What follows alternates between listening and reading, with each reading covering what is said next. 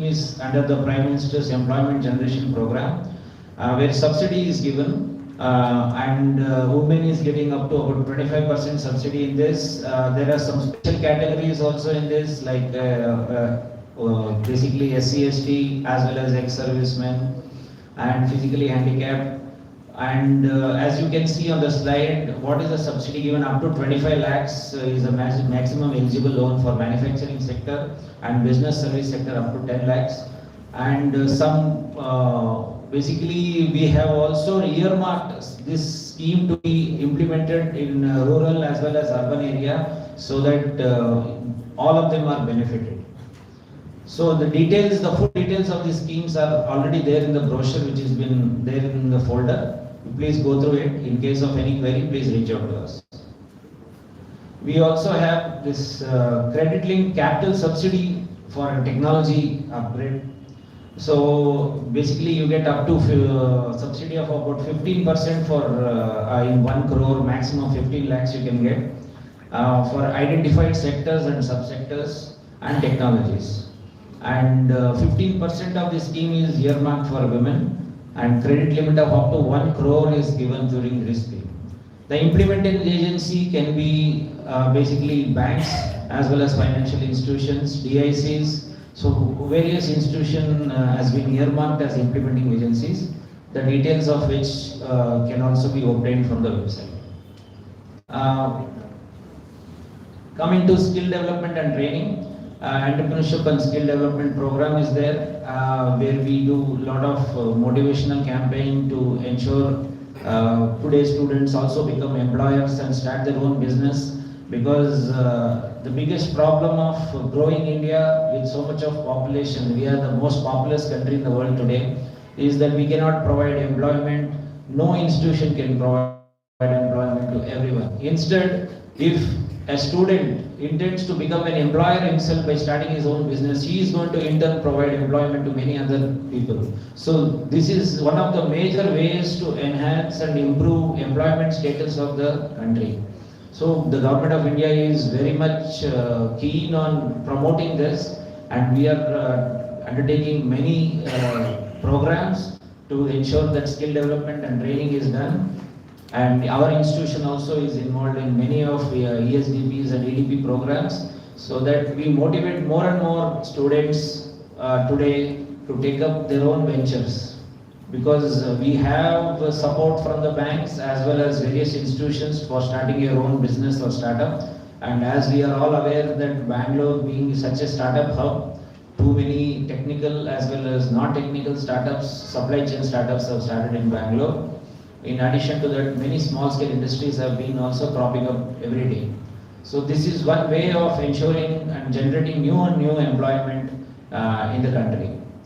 So we conduct a lot of awareness programs and developmental programs. I already brought out management development programs also there as part of this scheme. Coming to technical upgradation, wherein the company can basically engage a consultant to upgrade their designs as well as their technology, so that they are at par with the technology and the update which is happening in the world, and they become very competitive. So the government of India also provides through various banks subsidies as well as loans to upgrade your technology in the running institutions. This is for MSMEs which are already established and already in business. So various schemes are there as per technology upgradation. The digital MSME scheme is there. Then we give them Z certification scheme is there. Then entrepreneurial and manager development through incubators are also there. And IPR is also a very important aspect, because as we are all aware, anybody who is innovating something and designing something, and he needs to file an IPR so that the same is not replicated and his idea and his effort is not gone waste. Because there are many companies across the globe who have got all the money and wherewithal to just take an idea and get into mass production and make tons of money, whereas the real innovator who has come up with the idea is left out. So IPR registration is a very important aspect of all small businesses. In fact, we will be having an IPR cell in our MSME Technology Center, which will guide the MSMEs and startups of how to basically register for IPR and what is the process. It is a little bit tedious process. It was a little bit tedious process till now, but now, as of now, it has become more and more easier. So it will be easier for MSMEs to register and ensure that their idea is not stolen. And we also have current-linked subsidy for technology upgradation, which I already covered. So these are all some of the major schemes which the government of India is having towards upgrading the MSMEs and handholding the MSMEs so that they become competitive. And in case of any further query regarding various schemes and subsidies which are available for MSMEs, we are always available. Since there are many speakers out here, we didn't want to put in all the schemes out here, and it would have been a big presentation. So that is the reason why it is being cut short and made very precise only for target audience. And with that, I come to the end of the presentation. Thank you very much.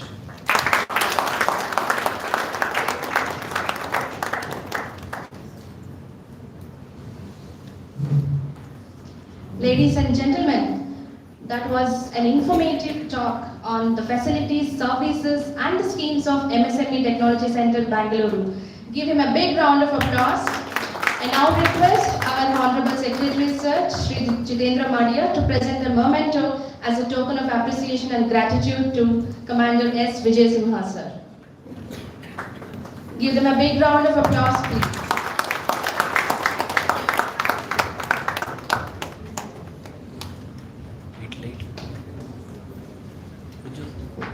Please keep clapping.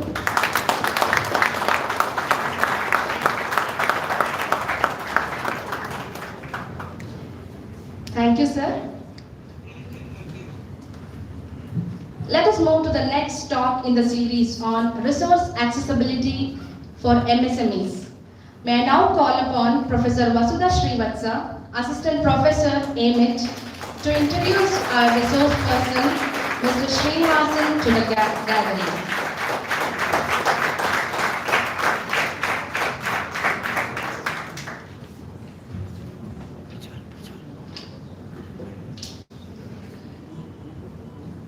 Good evening, one and all present here. It is my immense pleasure to introduce our esteemed guest, Mr. V.S. Srinivasan, who is a distinguished individual with a wealth of knowledge and experience in the field of manufacturing and entrepreneurship. Sir holds a Bachelor of Science degree from Bangalore University, which he earned in 1980. Additionally, he completed his graduation from IETE in 1983. Sir has over 40 years of experience primarily in managing and running a small-scale industries. As a head of Wipro Electronics, a company which engages in manufacturing basic telecommunication equipments and devices for line termination. They are also involved in the production of various innovative products such as solar photovoltaic power plants, street lights, home lights, lanterns, energy efficient LED-based lighting systems, and custom designed embedded and also IoT-based wooden toys. Under Sir's leadership, Wipro Electronics has achieved several notable certifications, including ISO 9001-2008 certifications, which signifies company's commitment to quality. Furthermore, they have been certified by NSIC as a registered vendor for government purchases and recognized them as a green industry by KSPCB. Their exceptional standards have earned them the status of an approved vendor to various prestigious organizations like Indian Telephone Industries, Bharat Electronics, Tata Teleservices Limited, Defense Exicom Limited, Southwestern Railways, Rail Wheel Plant, and J-Stream Taiwan, among others. Beyond his professional achievements, Mr. Srinivasan sir is actively involved in various other activities. He currently serves as the one as an organization dedicated to the service of micro and small industries. Sir has also conducted over 100 seminars and workshops focusing on skill development for micro and small enterprises for the entrepreneurs, managers and supervisors. In addition, he has been the team leader for the vendor development program of the India Manufacturing Show in 2010, 2012 and 2014, which is a biannual international exhibition conducted by Laghu Udyog Bharati, Karnataka. Sir also contributes his expertise as a member of the advisory committee for aspiring entrepreneurs within Laghu Udyog Bharati, Karnataka, and leads the innovation and design intervention in the toys cluster of Kinal and also Channapatana. The initiative is in collaboration with Laghu Udyog Bharati, Karnataka and MSME Center of Excellence at the prestigious Indian Institute of Science, Bengaluru. Thank you, sir. Thank you for being with us today. Now I request you to address us on resource accessibility for MSMEs. Over to you, sir.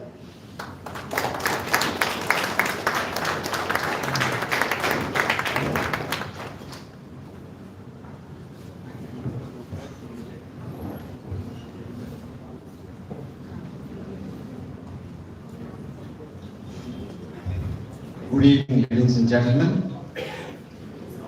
I have been allotted 15 minutes time, which I will break it into 3 sessions.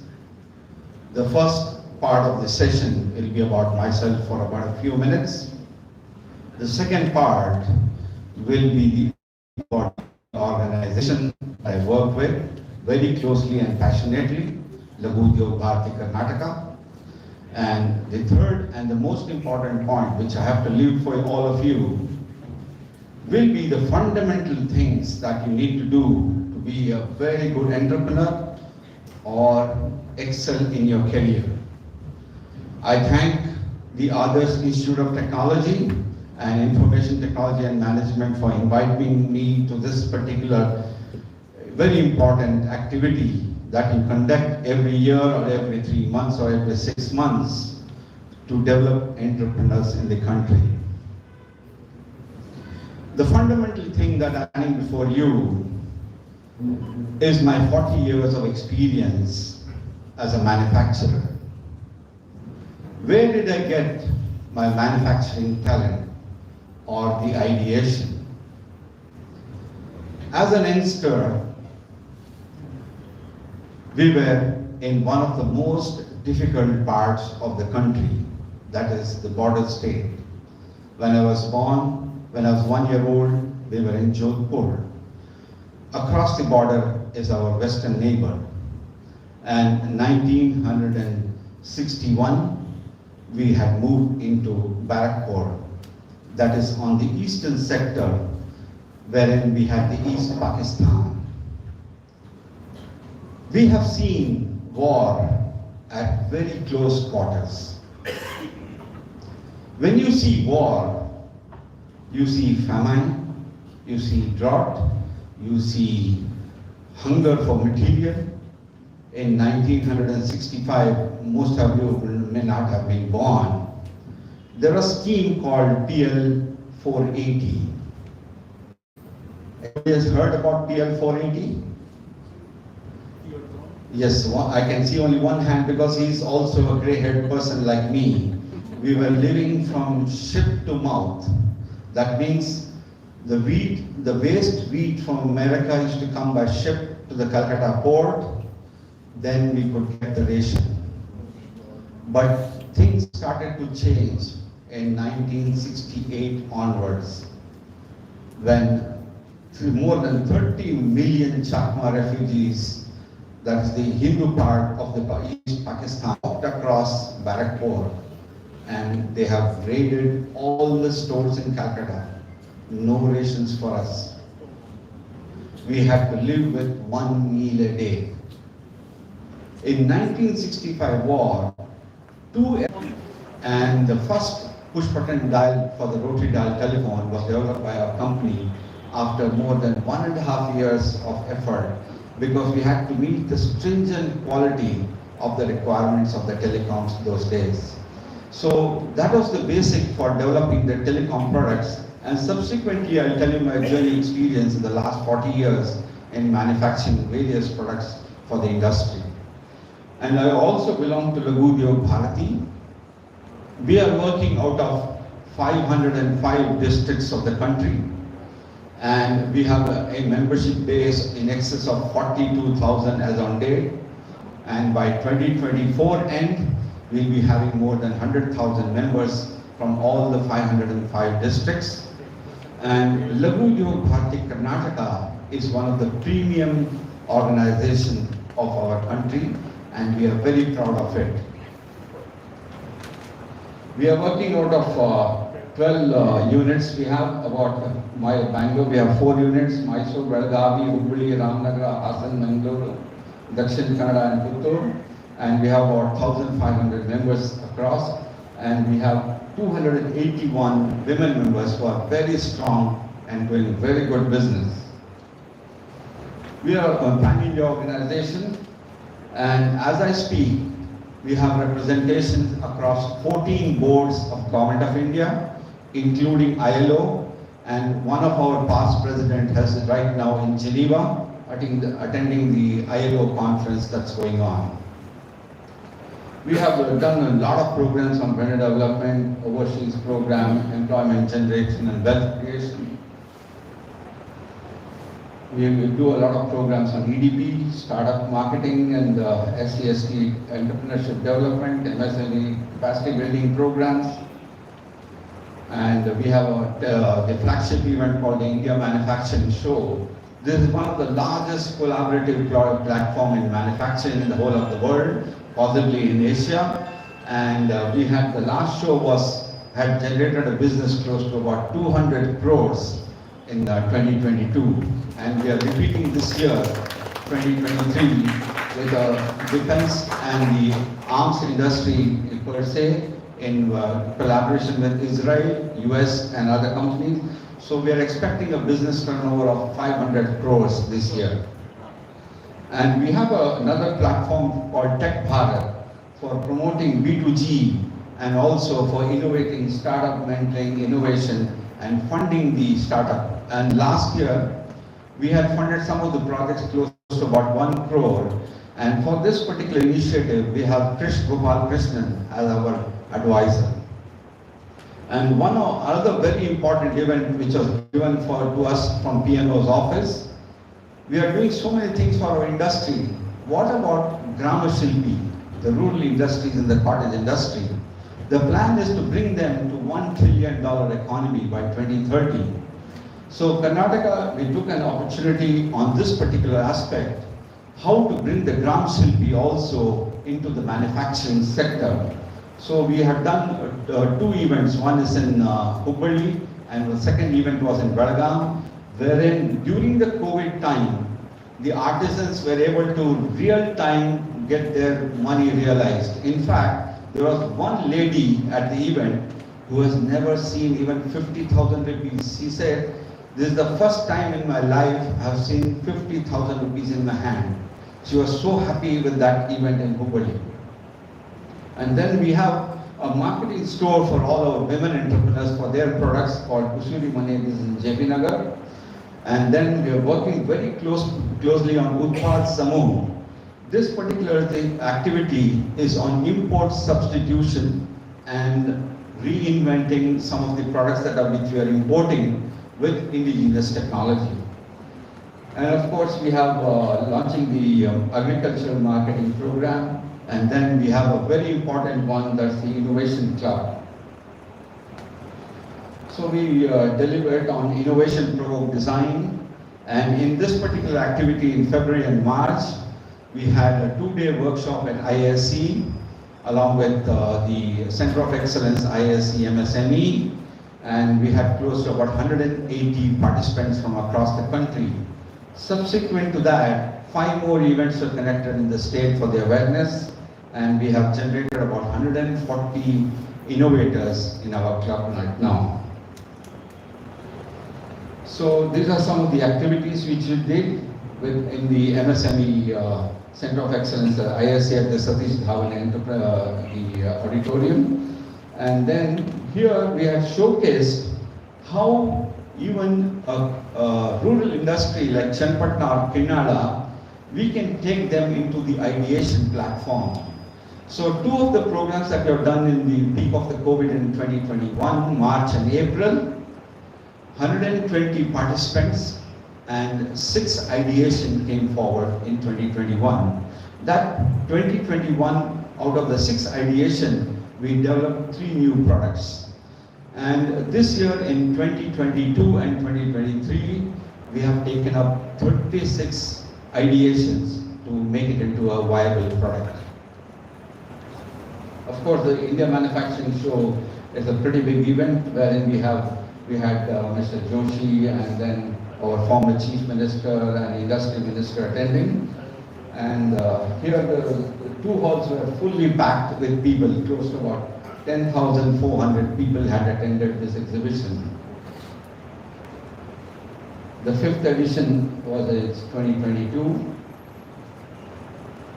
And now we are looking at the Tech Bharat, about 3 editions are over. And every year in Tech Bharat, we have a different focus. Last year it was on education and health tech, and now we are looking at rural technology, business expansion.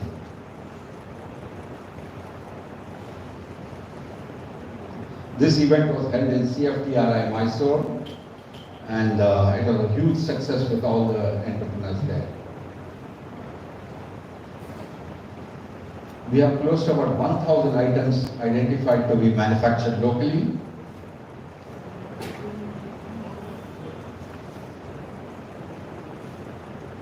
And this is the event which we had conducted in Belagavi on 2022 November for all the rural artisans in the Gramashilpi Mela, where former Minister Ashok Narayan has also come there for the event.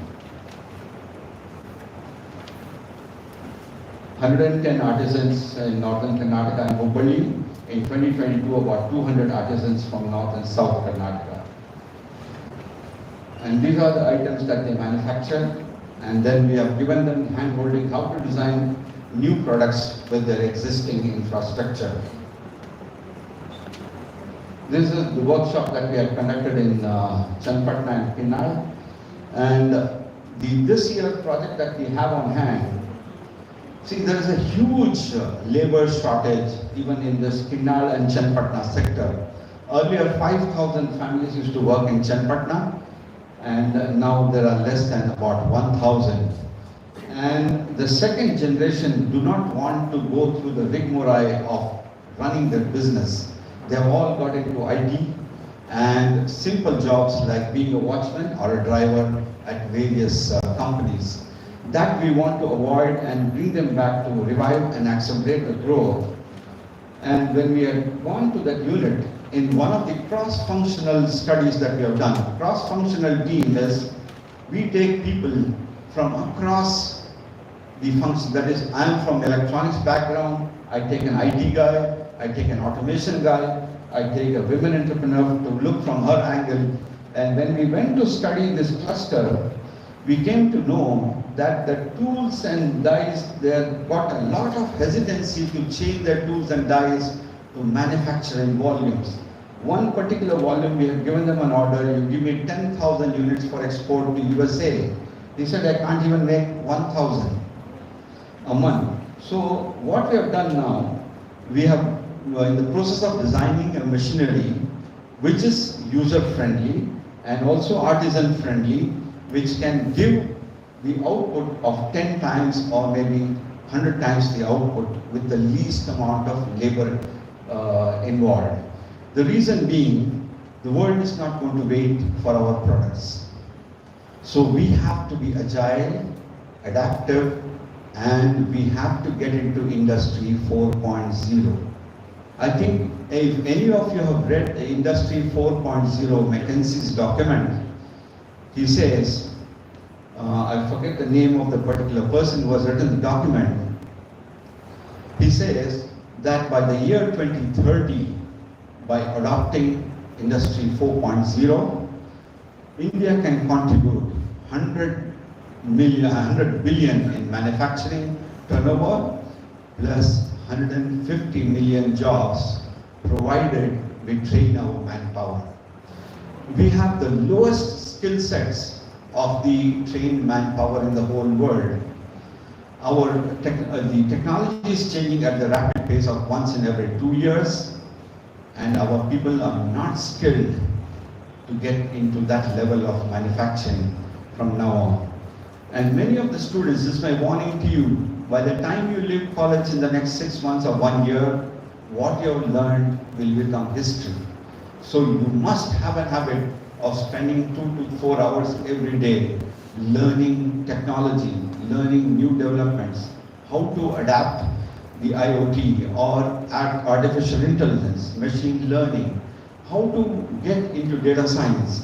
All these are very useful things for your life and career. Never leave any of these subjects. Even today, I'm spending 2 to 4 hours on my studies, okay? So kindly do that from here, right today onwards. This is the Belgavi, about 50,000 people.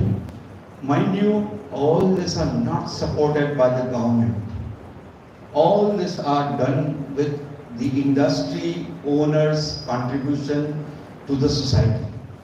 We are all entrepreneurs. We have got enormous capacity to do for good of the world. So we must do what is possible from our center.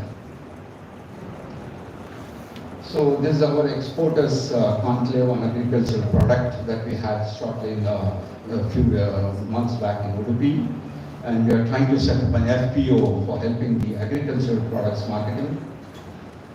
And the outcome that we had was 350 stakeholders with 23 FPOs. And this project will start very shortly. These are of many of the things. But I need to give you certain things which is very important for all of you. Students who are sitting in the back. The fundamental problem of a human being is we do not know where we are today. Okay? The exponential scale where the technology is going up, okay? The technology is here and we are here. You have this delta.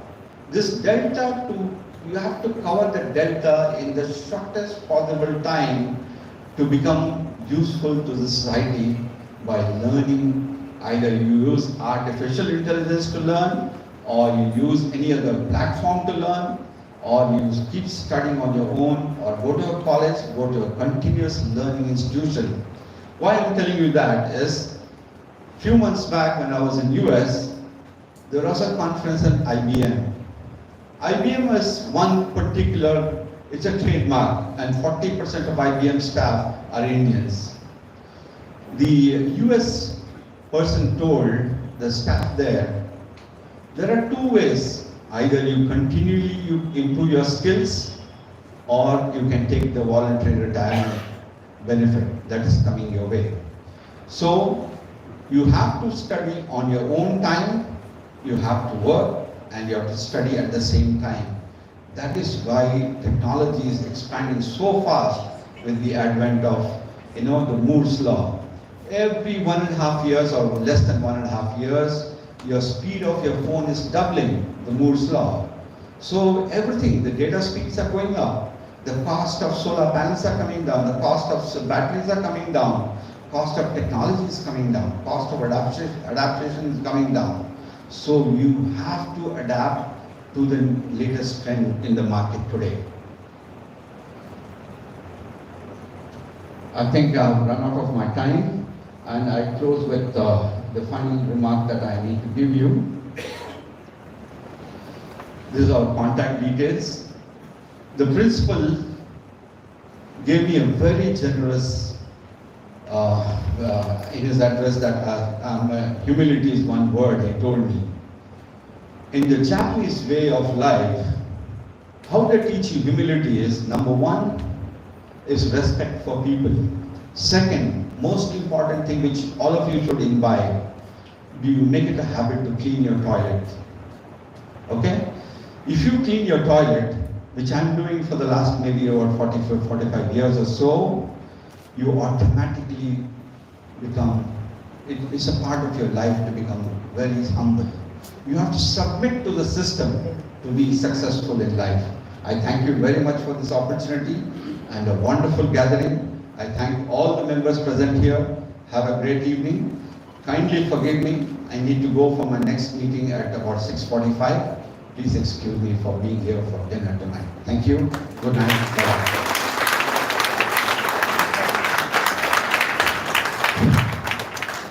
Thank you so much, sir. Your expertise, insights and passion have truly enriched our understanding about Laghu Udyog Bharati and its initiatives in the development of MSMEs. So I now request our President, sir, Shri Padamraj Mehta, to hand over a memento as a token of appreciation and gratitude to Srinivasan, sir. So give him a big round of applause, ladies and gentlemen.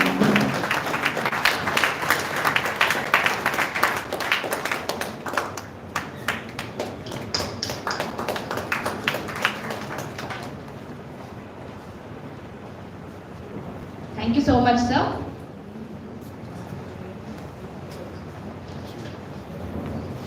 Ladies and gentlemen, so I'm glad to inform you all that we have MSMEs from pharma, manufacturing, education, apparel, construction and technology industries participating in the event. So give all of them a big round of applause and we'll proceed with the next talk. So now, we have a highly accomplished person who has contributed a lot to the society among us. So, are you all thinking who is that? So, let me call upon Professor Nivedita Patil, Assistant Professor AIMIT, to introduce the most accomplished person, Mr. Uday K. Bhaskar, to our audience.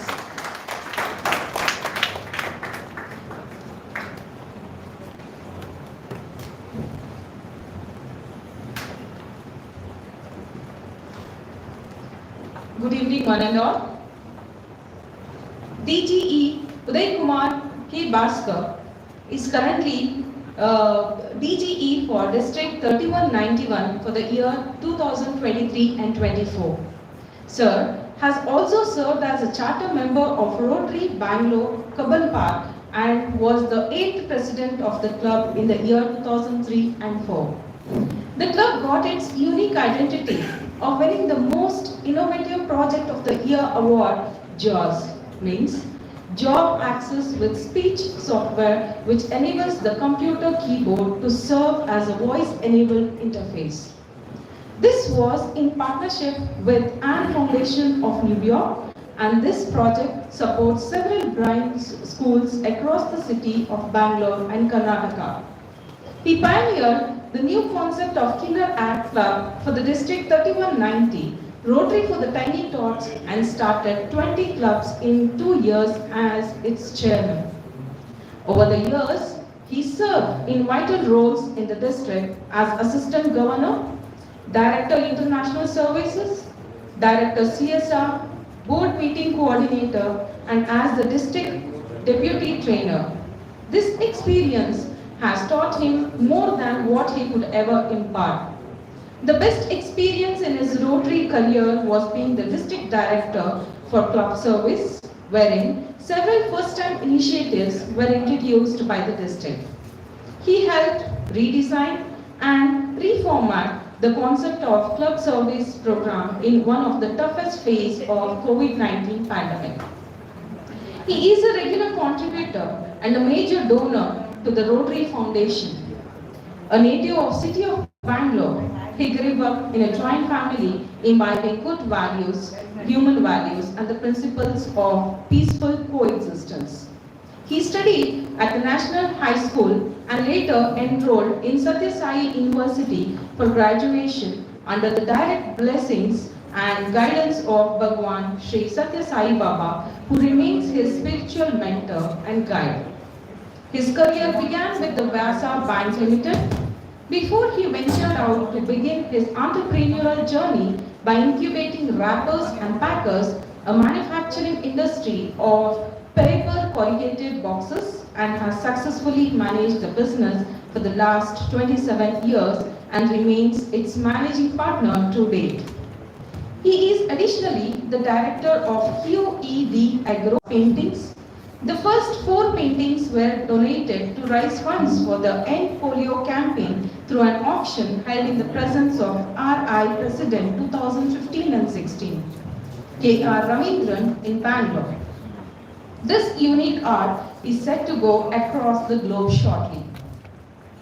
He has been the secretary of KCBMA, Karnataka Corrugated Box Manufacturers Association, is a lifetime trustee of Sri Lalita Devi Trust, which propagates the chanting of Lalita Sahasranamam.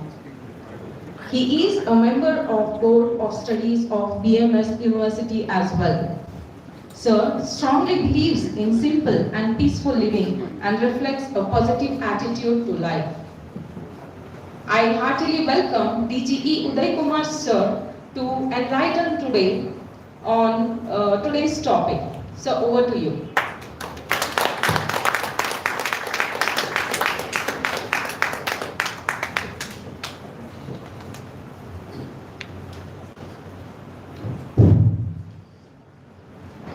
Happy evening and Elrigu Namaskara.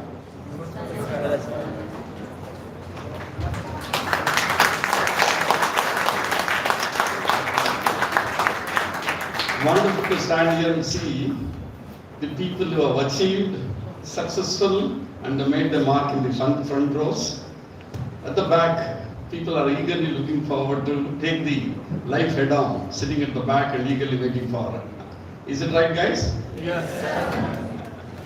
So I'm just wondering, I was sitting there earlier, I didn't know when I got graduated and sitting in the front row. Greetings to everybody. Greetings to the principal and the management of this wonderful college. Greetings to the people who have already made a mark, as well as trying to help out the next generation with their projects, with their opportunities. I basically come from a manufacturing industry. I myself have MSME certification, and it's for my manufacturing unit in which we make paper corrugated boxes for the last 27 years. Basically, you need that urge and the challenging feeling for yourself to start an industry. Industry is one of the most difficult and most challenging and most satisfying phase of your life. I'm talking to the students at the back. When you graduate and come out, you have 2 options, whether you work for yourself or you work for the others. You need to ask yourself, test your do's and don'ts, and do a SWOT analysis about yourself to know whether you are good at working for somebody or you are good at making the others work for you. Nothing wrong in either of them. But the challenge for all of us is how well we assess ourselves and put ourselves into that position. Because I come from a business community, one of my uncle had a manufacturing unit, even though we had this malls like stores we had in our family. Because he was in the manufacturing industry, I thought I would like to get into that because he had a different lifestyle, he had a different challenges, he had different growth path compared to all his brothers, including my father. Wishing is one thing, but getting into the issues is a totally different one. That is when I realized how well equipped I am to start an industry. Just because I had the guts, just because I had the feeling, just because I was confident about myself, I got in without getting into basic education about, or a basic knowledge about the business itself of the manufacturing. Of course, with all the ups and downs, it's been a wonderful journey. This journey of achievement probably may not get elsewhere. when you work for others. It may not be, but now the world is fast changing. Earlier, 25, 30 years back, there were plenty of opportunities for small, very small, medium businesses, prospects. Now if you see, it is slowly shrinking and it's becoming more methodical, more sophisticated, more machine-oriented. Things are changing. So starting a business now, it's not as easy as probably earlier. So, at times it may be a bright and brilliant idea to equip ourselves with the latest knowledge, equip ourselves with the right tools, and go for a bigger company which is well established. Probably they have a reach to the length and breadth of the country as well as the across the borders. Such type of companies working also may be wonderful. Other day we had alumni meeting of National High School students from the class B, from the B section, where we all graduated. Very funny thing, it came across. We, 30 of us met. Many of us we are seeing after 30, 40 plus years away.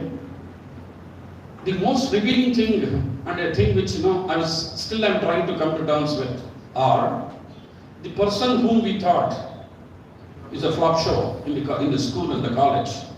It turned out to be an extremely successful businessman. The person coming from a rural background, even at the college days, he did not know how to speak in basic English, had turned out to be one of the extraordinary successful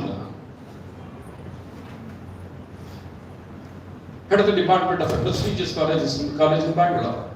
And he also had this tuitions. And I only realized when somebody called me and said they want a seat, can you put the influence? That is the day I realized how successful that person has turned out to be.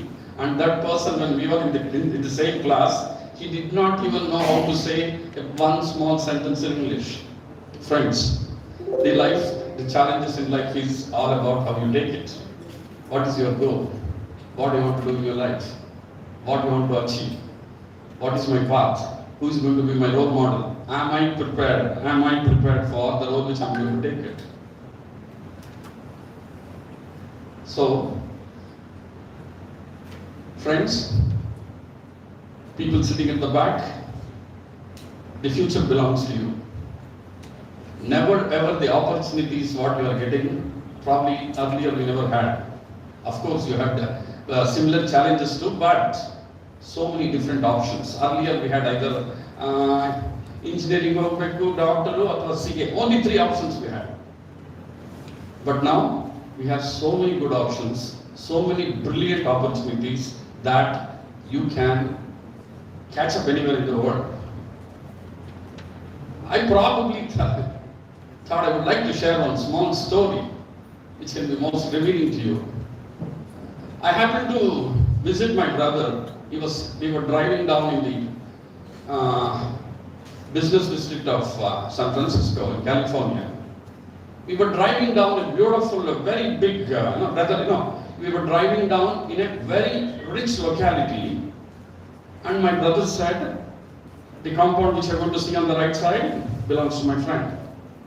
He said, this person has been rated as the top 100 CEOs in Silicon Valley. He kept on saying that. I was wondering to ask him whether probably can we meet him, hi, just say hello. Then suddenly he stopped his vehicle and he said, let me take a chance. Usually we don't drop by like this, but let me take a chance. And he called him and found out that he is at home. And he said, drop by. When we were entering, I realized that it's about on a 2-acre, imagine, in Manhattan, San Francisco, rather downtown San Francisco, it's a 2-acre plot, huge, nothing short of a palace-like house. On the right side, there's a parking lot with some 4 or 5 of the best cars the money could buy. And while entering, he said, Swarupa Vishara, no, this man is the top guy. He doesn't usually meet anybody. He would probably be happy that you are a guy from Bangalore because he's a Kannada guy. So we went, and after going there, we realized that his wife and the children were visiting Bangalore, and he was alone. So he took me around the whole of the house. The house was so beautifully done, so rich. What the money can buy in the world, he had everything on his walls. Excellent. I was so stunned, I did not even speak for few minutes. While going, I could always, I keep telling it, so it was a house tour. Suddenly, in the middle of the hall, in that richness, he has put a photo of a person, I know he's an Indian, very, very poor looking, like a farmer. Like a very poor farmer photograph I could see. Suddenly I blurted out, because I thought, who else will put such a beautiful place? Who else will put a photo other than anybody else? He said, no, nam Tande Alaidu. Idu nan teacher Ramakrishna. He said, wow, in such a grand place, how come you put this photo? He said, sir, I've come from a small village, about 100 kilometers away from Bangalore. I was supposed to be one of the hopeless cases in the village. Everybody, including my father, had left the hopes on me. Then, only one person on this earth, Ramakrishna, my teacher, he took on himself. He beat me so much. And today, when I stand on the best of the business corridors and stand in front of the people who achieved everything, for me, in front of my eyes, nobody comes except Ramakrishna. Friends, there is a turning point for everybody.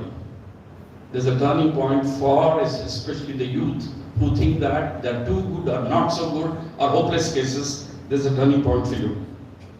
The challenge for you is to hold on to that and prepare yourself for a wonderful future which is awaiting. As I said, the future of the country belongs to you. Thank you.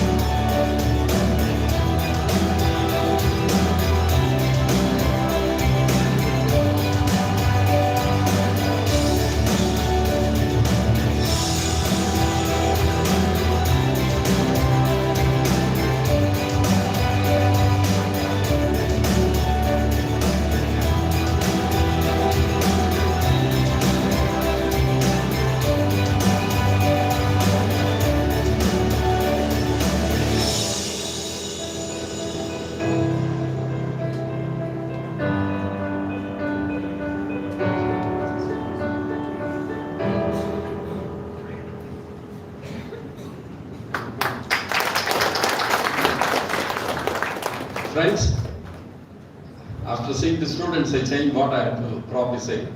I represent the Rotary. We are the Rotarians. Monica, she's going to be the president of Rotary Bangalore Harmony in the next few days. Basically, Rotary is a service organization for those of people who think you don't know about it. It's spread across 200 and odd countries with about 30,000 clubs, 520 districts, and about 1.2 million members across the world.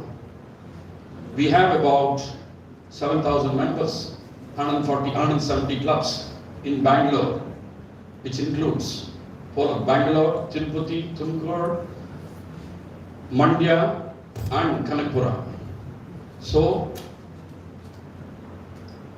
me, the Uday Kumar, going to be the district governor for the Rotary from July 1st onwards.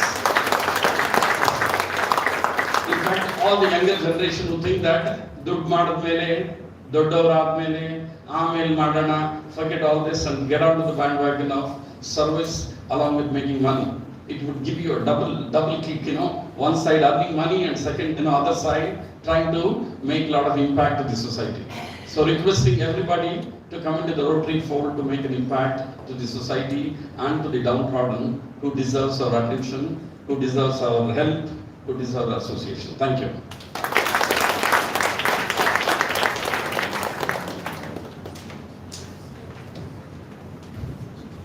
Thank you so much, sir, for inspiring us and motivating us to be successful.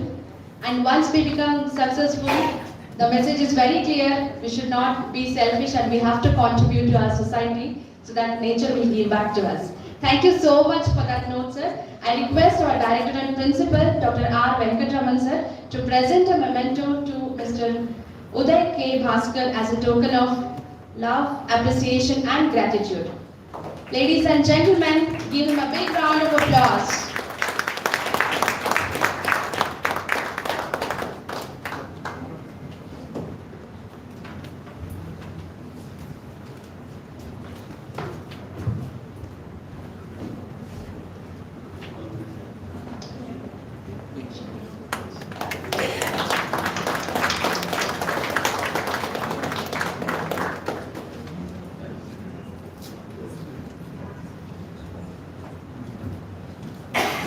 Thank you so much.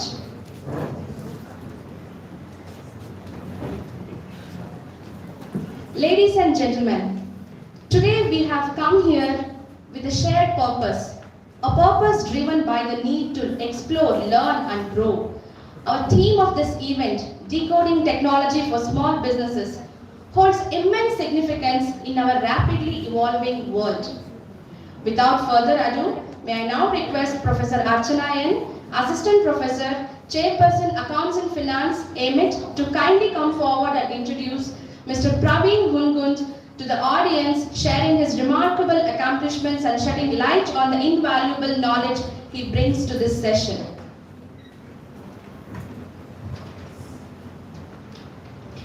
Thank you, Professor Rashmi. Good evening, all. It gives me immense pleasure in introducing our speaker for the day, Mr. Praveen Hungund, Chief Technology Officer, Metazi Digital Bengaluru, ex-Chief Technologist and Global Head, Technovation Center, Wipro Limited. Mr. Praveen Hungund is a seasoned senior management professional with a diverse background in technology and innovation, advisory and consulting, and P&L management. With over 2 decades of experience, he has consistently delivered exceptional results in the field of innovation and emerging technology. Mr. Praveen is an expert in leading deep tech H2, H3 strategy development programs, and his expertise extends to the collaborating and influencing boards and CXOs. His outstanding management and leadership skills have efficiently resolved complex challenges, resulting in significant impact on top lines and market share for customers. He is a keynote speaker in global conferences and has published several thought leadership articles and podcasts such as Thought Leadership, Leading an Ecosystem, and Organization Brand Development, and etc.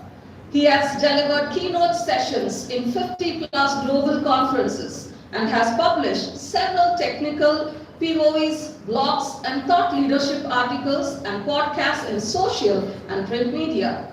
He's a strategic advisor to deep tech startups in business, technology, product management, and go-to-market strategy. He was a part of some of the prestigious programs such as an advisor to various industry bodies, grand jury at CLI Industrial Innovation Awards, conference chairman CLI TNDPC, chapter president, RARA Bengaluru, co-leader fusion of emerging tech RARA India chapter, National Advisory Board of Journal of Health Policy Research and Sustainability, chair for RB Hamadi, Road Track District. On behalf of AIMIT, I extend a warm welcome to you, sir, and it is truly an honor to have you amongst us. Now, I request our keynote speaker, Mr. Praveen Pungun, to shed light on today's topic, decoding technology for small businesses. Thank you.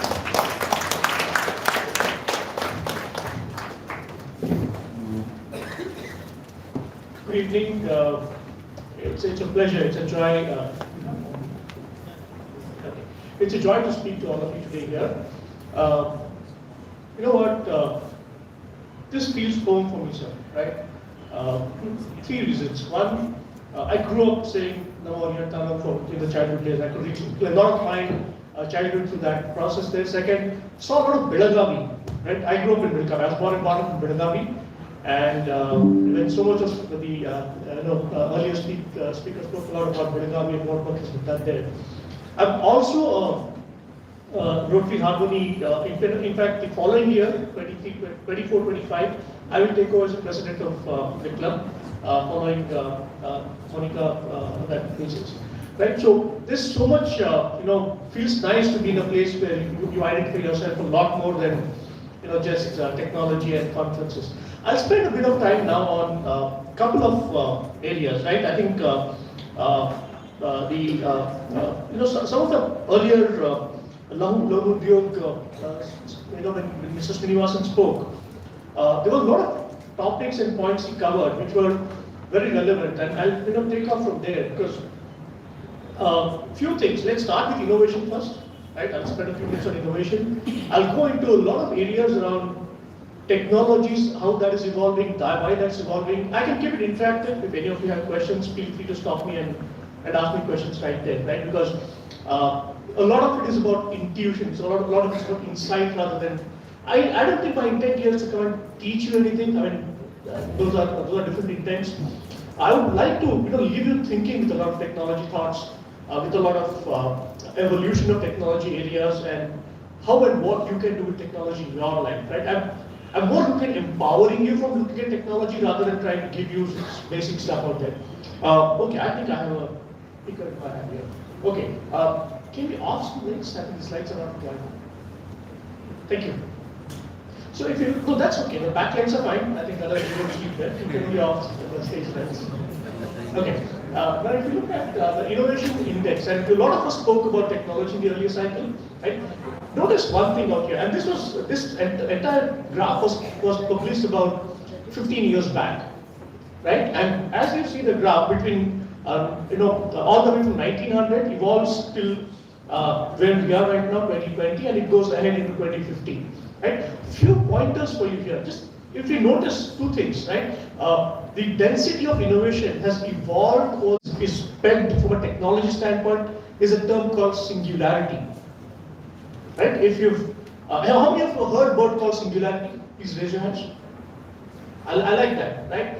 Now by 2047, the expectation, right? And we'll cover why, about what can AI do to that extent as we go through, but the expectation from technologists is that an artificial brain will compete or will be able to function as powerful as a human natural brain, right? And that's the term they call singularity.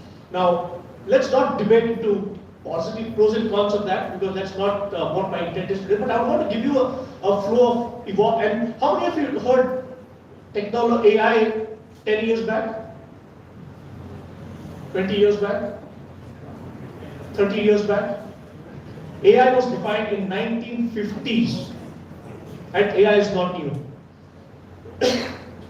So a lot of technology in the last 10 years has not been discovered, right? And a lot of what I'm going to talk to you now in the next few minutes is going to evolve around what is happening to those technologies that we are now sitting here and discussing technology, and more importantly in an MSME audience, right? DG Uday spoke about how difficult it is becoming for MSMEs to get into technology businesses, into businesses today, right? But he also said there's a lot of learning curve which is there, and we'll talk about that curve as we go through. But singularity, if for students and MSMEs, please understand singularity, because a lot of what is happening currently. How many of you have ChatGPT?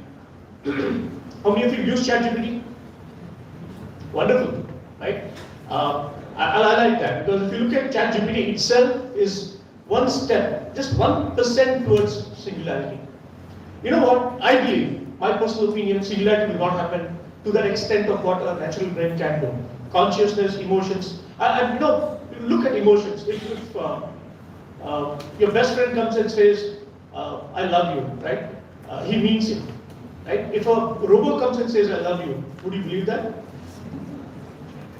Maybe not. It's computed, right? It is almost fast. There's no emotion behind it. It's a mathematical model coming and telling you that, right? Now, those are areas that consciousness, emotions are certain elements which will never get computed, right? So we'll keep that aside, but I just wanted to focus on singularity, focus on how convergence of tech is driving what we're driving and doing today. Let's quickly look at a few things, right? Now, I'll come back to the industry plus technology combination, because what you're seeing today is, we spoke a few minutes back, there's no new technology getting invented, right? But what is happening today is a lot of convergence of technologies, right? When you look at technology, three key pillars you look at. One is engineering technology, right? All the mechanical, electrical, civil.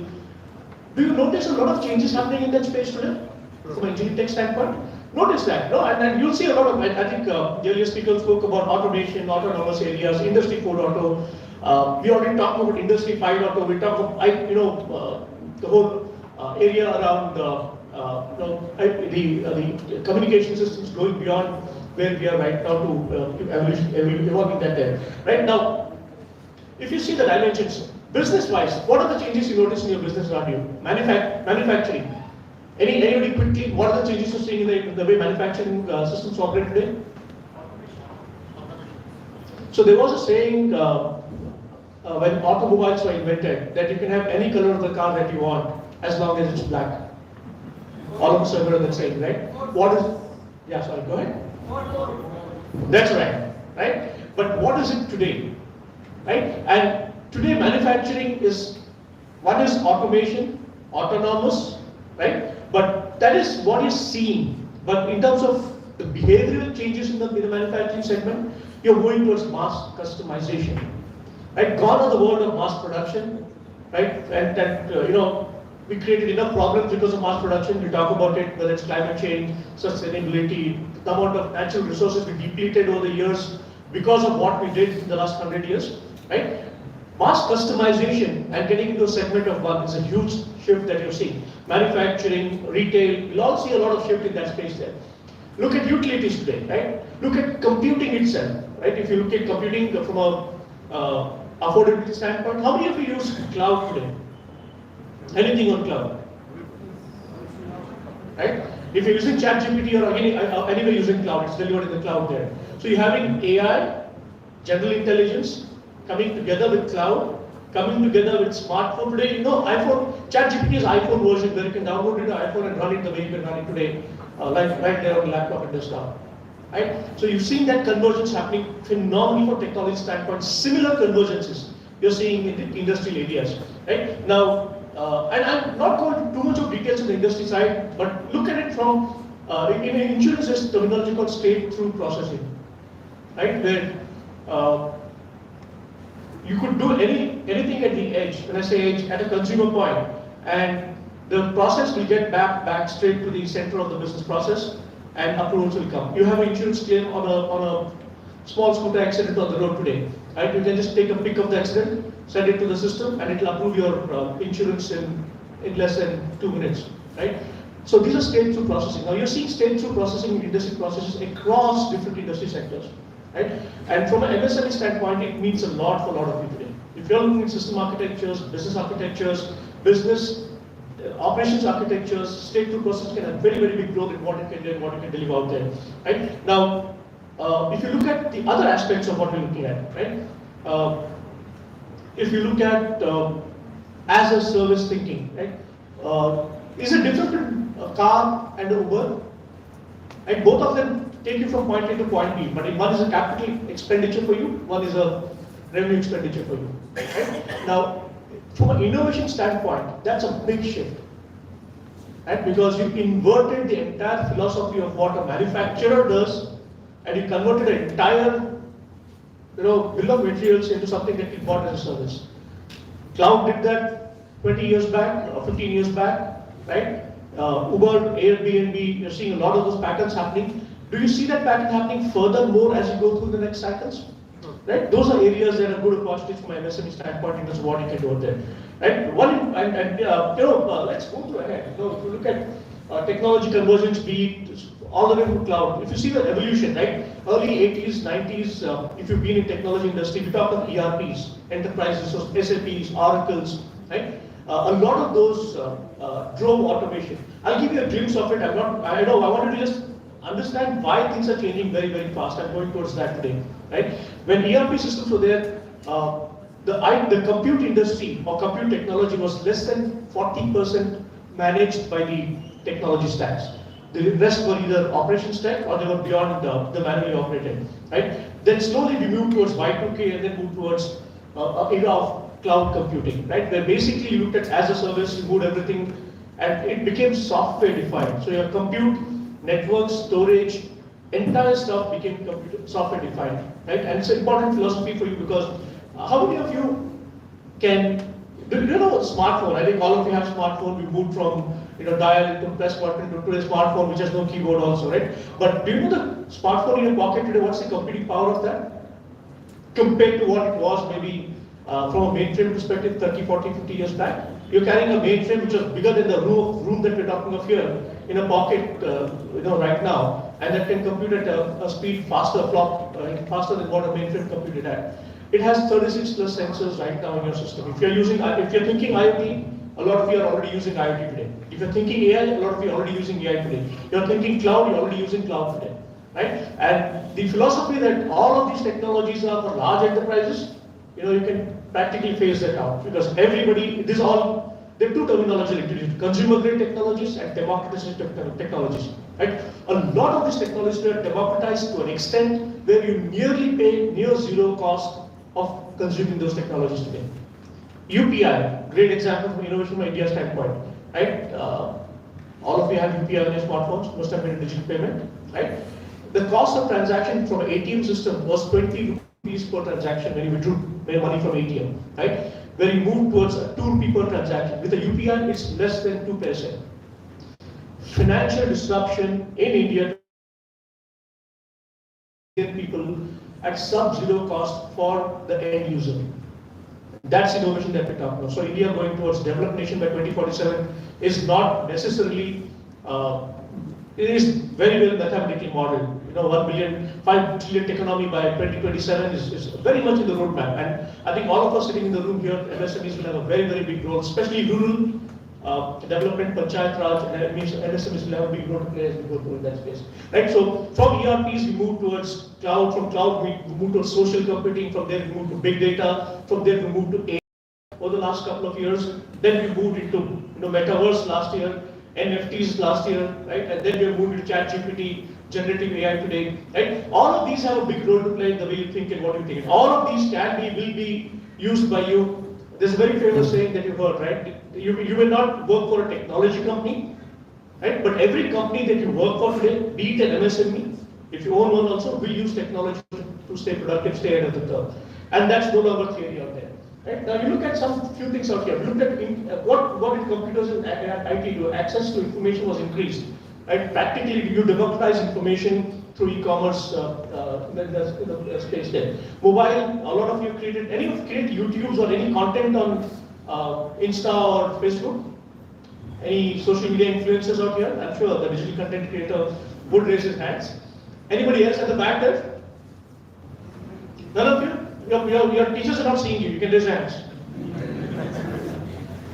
Right? But you can practically go and create content at any location, at the edge. This terminology is called edge. At the edge, at your consumer grade cost and technology, and upload it. Drive revenue behind it. You can make money out of it. And there's so many social media influencers who make a lot of money out of it. So you practically democratize creativity. Right? And that's the mobile era of mobile. You move to cloud, lower barriers of entry. A lot of you here can think of generating extremely complex algorithms in your businesses, model, whatever you want. I mean, we spoke of things like Moore's law earlier, right? We're moving from Moore's law to Shor's law. And if you looked at Shor's law and quantum computing, another very interesting area that you can look at from a technology standpoint. But people sitting at the back, you should understand what Shor's law is and how it can be leveraged to drive transformation. But if you look at that, there's social networks. Interconnectivity today is the biggest disruptor from an innovation standpoint. Right? All of us are so well interconnected that anything happens in one part, 1 square kilometer of the world can have a ripple effect across the globe. Where did we see that? Pandemic in 2020. Right? One small Wuhan incident ended with bringing down the entire world. Right? And that is not just an isolated case. Don't get thought process, right? Because you will see that happening in a positive way in a number of places. It can happen negative ways also. Right? But the interconnected systems are extremely popular, extremely powerful, and you're going to see a lot of that. If your MSME is not leveraging those thinking from a scaling perspective, right?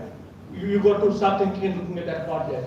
Look at e-commerce itself, productivity improvement, increased competition effectively, right? And the reason why Uday mentioned about difficulties is while the entry-level barriers have increased, the competition is also increasing.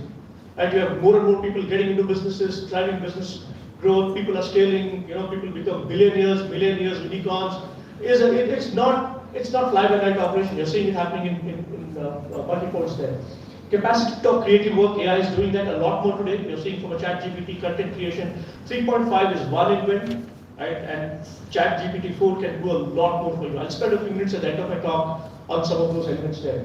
Robotics, digital labor market, right? So that's another very important thing there. And then, because of interconnectedness and all of that we talk about global digital gaps being bridged there. India today can think of technology that ChatGPT was launched in the first week of ChatGPT being launched, there were 1 million registered users. In the first month, there were 100 million users, right? And majority of those consumption points happened right here in India. It took decades for technology to reach India.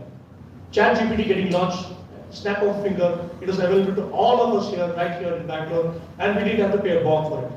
Can you think of the art of possible that you can do with that sort of a phase? That side of it that's being from a disruption standpoint can be, from an innovation standpoint, change the entire way of how you can look at technology there.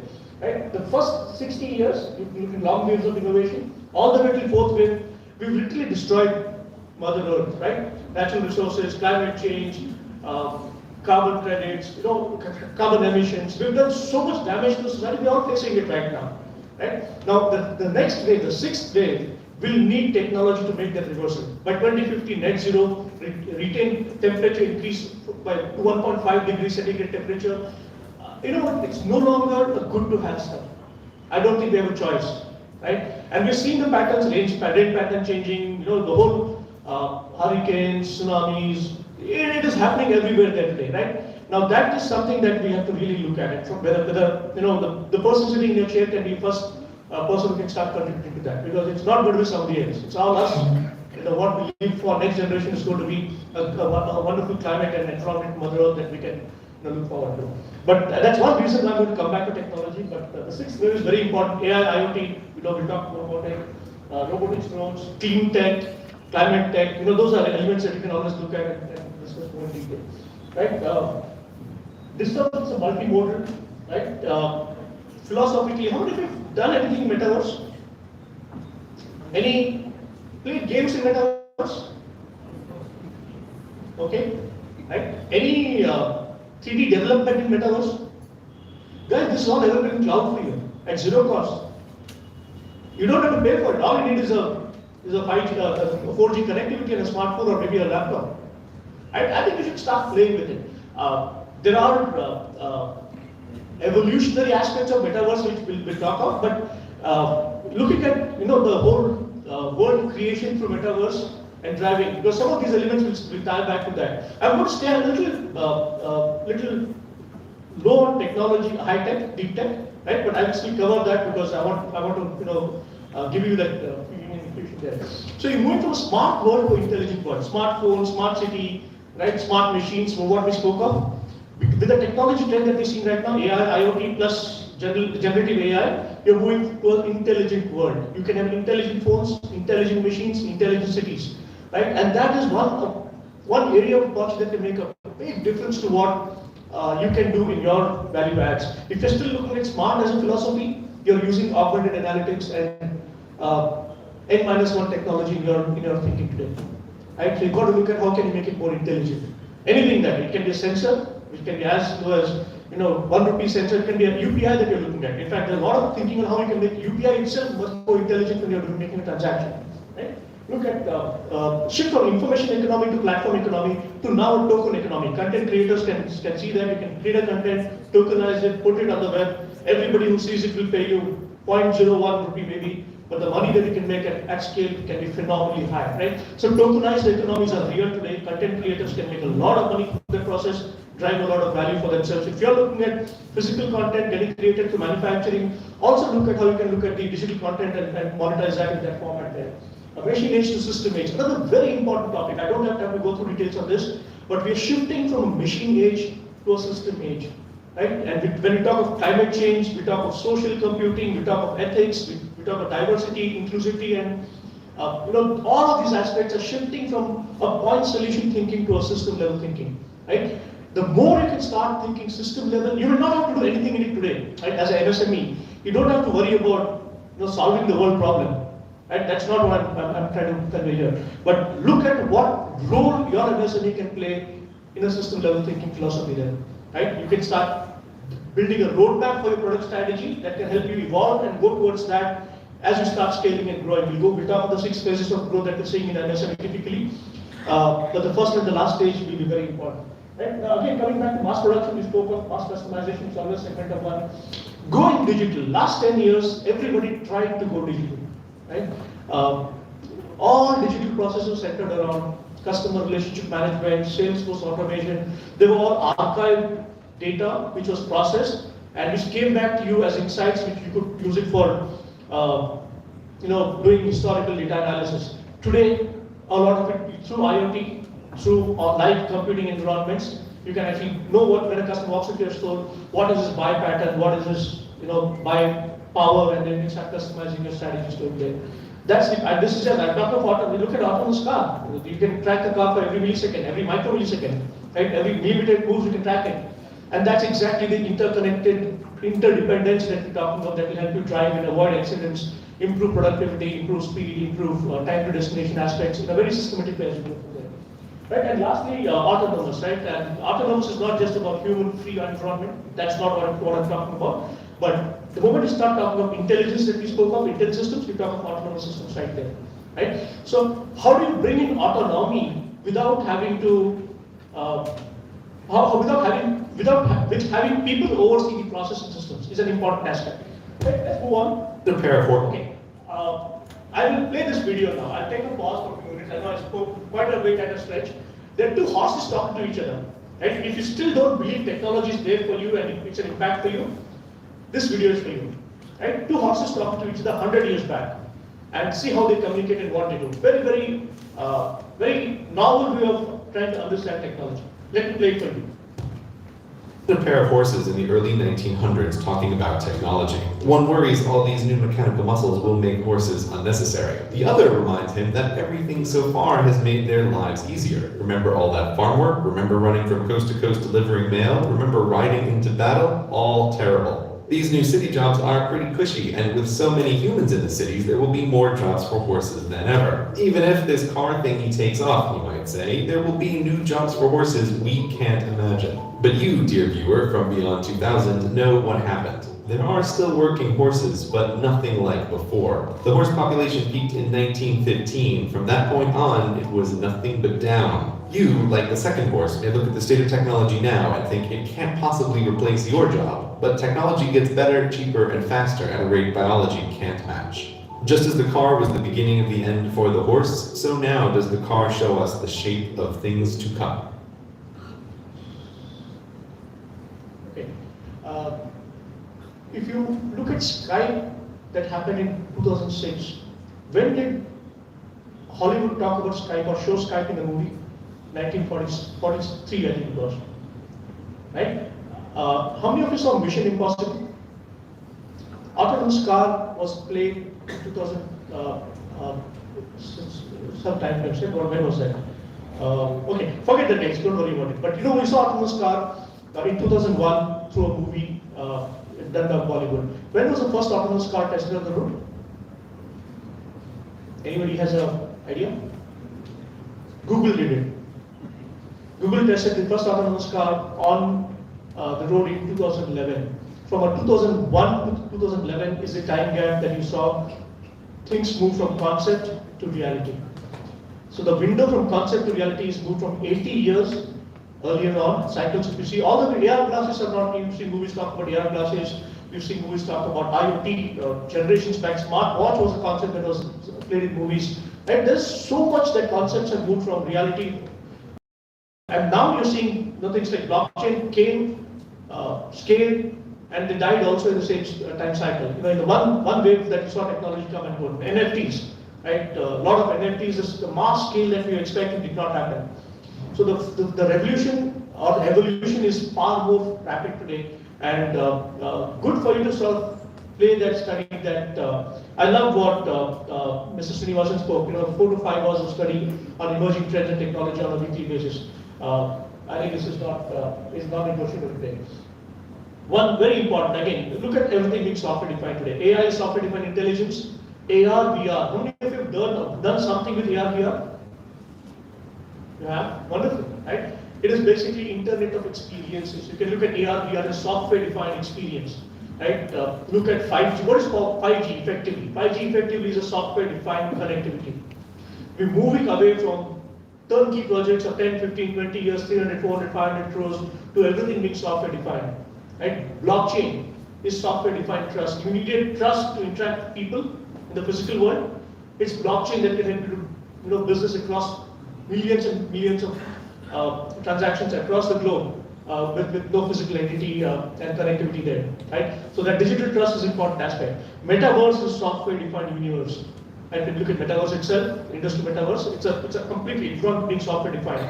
So software defined is an important aspect. We're going away from a hardware configured world to a software configured and delivered world. And that's why our project cycles are moving from multi-year to multi-month, multi-week, multi-hours today. Right? I know a lot of software companies can make multiple releases in a day. Right? In a monolithic architecture that we grew up with in 2000s, a release was a couple of months away. You planned a release for 3 months. You plan release for 3 hours now, right? Now, and these are important aspects to think of from a software. And a lot of these software-defined stuff come at low cost for you. As an MSME, if we spoke about it already, like ChatGPT at zero cost. Nobody charges for ChatGPT today. Do you know how much it takes to charge to train a model in ChatGPT? What is the cost budget? It was $4 million a day when they were training the models.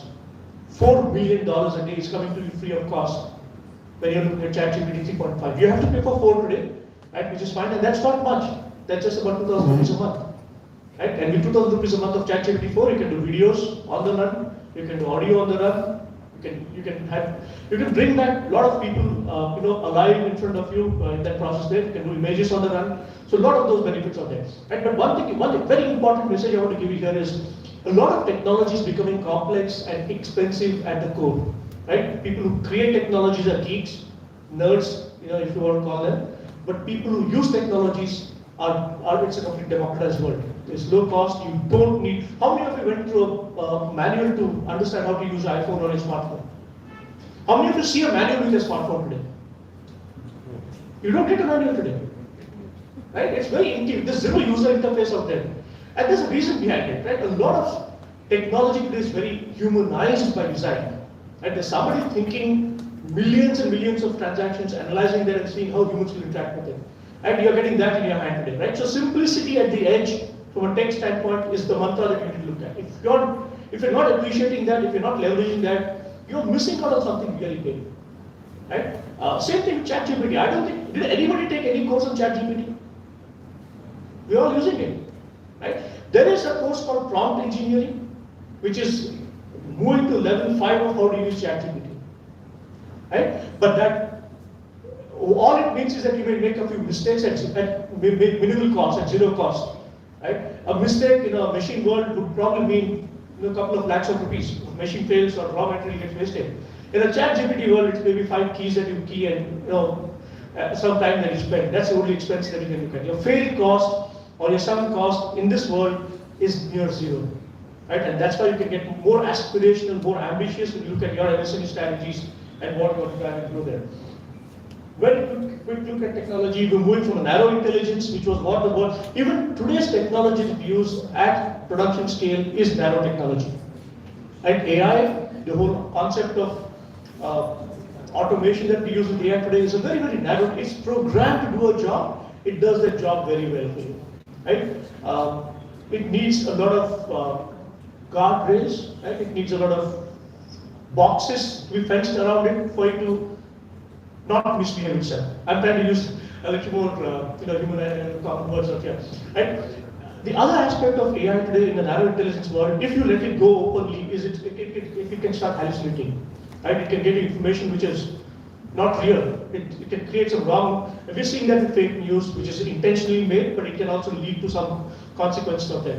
But as you start moving from AI, narrow AI to general intelligence, and we're right now at the cusp of that. We're looking at generative AI, from generative AI to natural general intelligence, which is what we're talking of at 2047. You can see a lot of that changes happening, and it will impact a lot of what we're doing out here. Blockchain, we spoke of crypto to moving from machine talking to machine, which is not going to be very far away.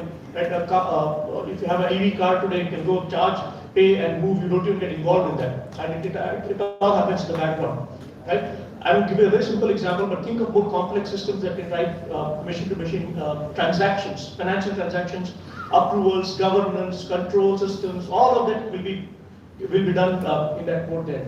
The whole world of XR plus metaverse, we're looking at whole computed experiences. We spoke of computed emotions, right? But computed experiences are a lot more real for you today, right? If you can look at a smartphone today, it can do a very structured training for you to drive your skill development activity. Using AR for skill development can be phenomenally scaled at scale today, right? Like ChatGPT, all of us using it. You can repair a fridge, repair a machine, repair a centrifugal pump. If not repair with spare parts, at least repair the level 1 maintenance aspect of it, right? Can be done a lot more using AR technologies today. There are solutions available in the market today which can be leveraged, which can be used. If you look at them, I can give you some references. I'm not promoting anything specific right now here, but there are enough solutions available in the marketplace which can give you skill development and experience augmentation at the edge live. 5G moving to slicing and dicing of networks, so you can, how many of you watch IPL? Right? If you've loved IPL, there's one more feature in IPL that's coming up very, very soon in Jio. What is that? Absolutely. Right? You can sit on your table, on your phone, and decide which camera view you want to see. Right? You like, I'm not talking Dhoni, you like Kohli, right? And the cameraman is focusing on the bowler there. You're getting irritated. No, I don't want to see that guy, I want to see how Kohli bats. You can actually choose the camera and say, I only want to focus on Kohli continuously. At a zero cost, or near zero cost, on your home, in your home, on your smart TV. Right? And that is 5G for you. It can slice, dice, and align and map networks for you at your wish. That's mass customization for you. And you're moving away from one broadcast, everybody says it, you care, you don't care, you have to see that, to now curating your own content and seeing your own content. Right? Those are interesting times. IoT again, 36 sensors in your smartphone right there, a lot more can be done with IoT. Sensor costs have come down to zero. Compute is zero, network is minuscule, storage is minuscule, and sensors are dime a dozen now, right? And then robotics. Okay, let's not spend much time on that. MSME from a growth stage, from a startup stage to survival to expansion to diversification to consolidation and innovation. Now, I'm sure I'll take questions on this if required, but the whole forming, norming stage and then the whole evolution to a performing stage are very important phases that you can look at. Every stage that you map here, the forming stage is technology-led, right? The storming stage, most important for you because that's where you get your feedback the highest. Right? How can you leverage technology, be it cloud, be it social, be it e-commerce, to start looking at the storming stage and navigating through storming. The connected, interconnected world that we spoke of can mean a lot for you in the storming stage. Right? Then you move towards norming, then you can start looking at improving productivity, operational efficiency. Right? That's where you start using AI to analyze what's happening and start making the right decisions. Right? And then your whole scaling strategy eventually will again phenomenally be about either creating new markets or creating new products or going global. Right? And Uday spoke about how he went about doing it, right? Because in the past you had time, right? People were patient. You know what's the loss Amazon makes if your website takes 1 second to respond? Just think of it. If you go to Amazon.com and you try to buy something, where the website takes 1 second to respond, they have modeled what loss it means for them, and it's substantial. Right? It's close to $10 million they lose in terms of lost revenue if the website takes 1 second to respond.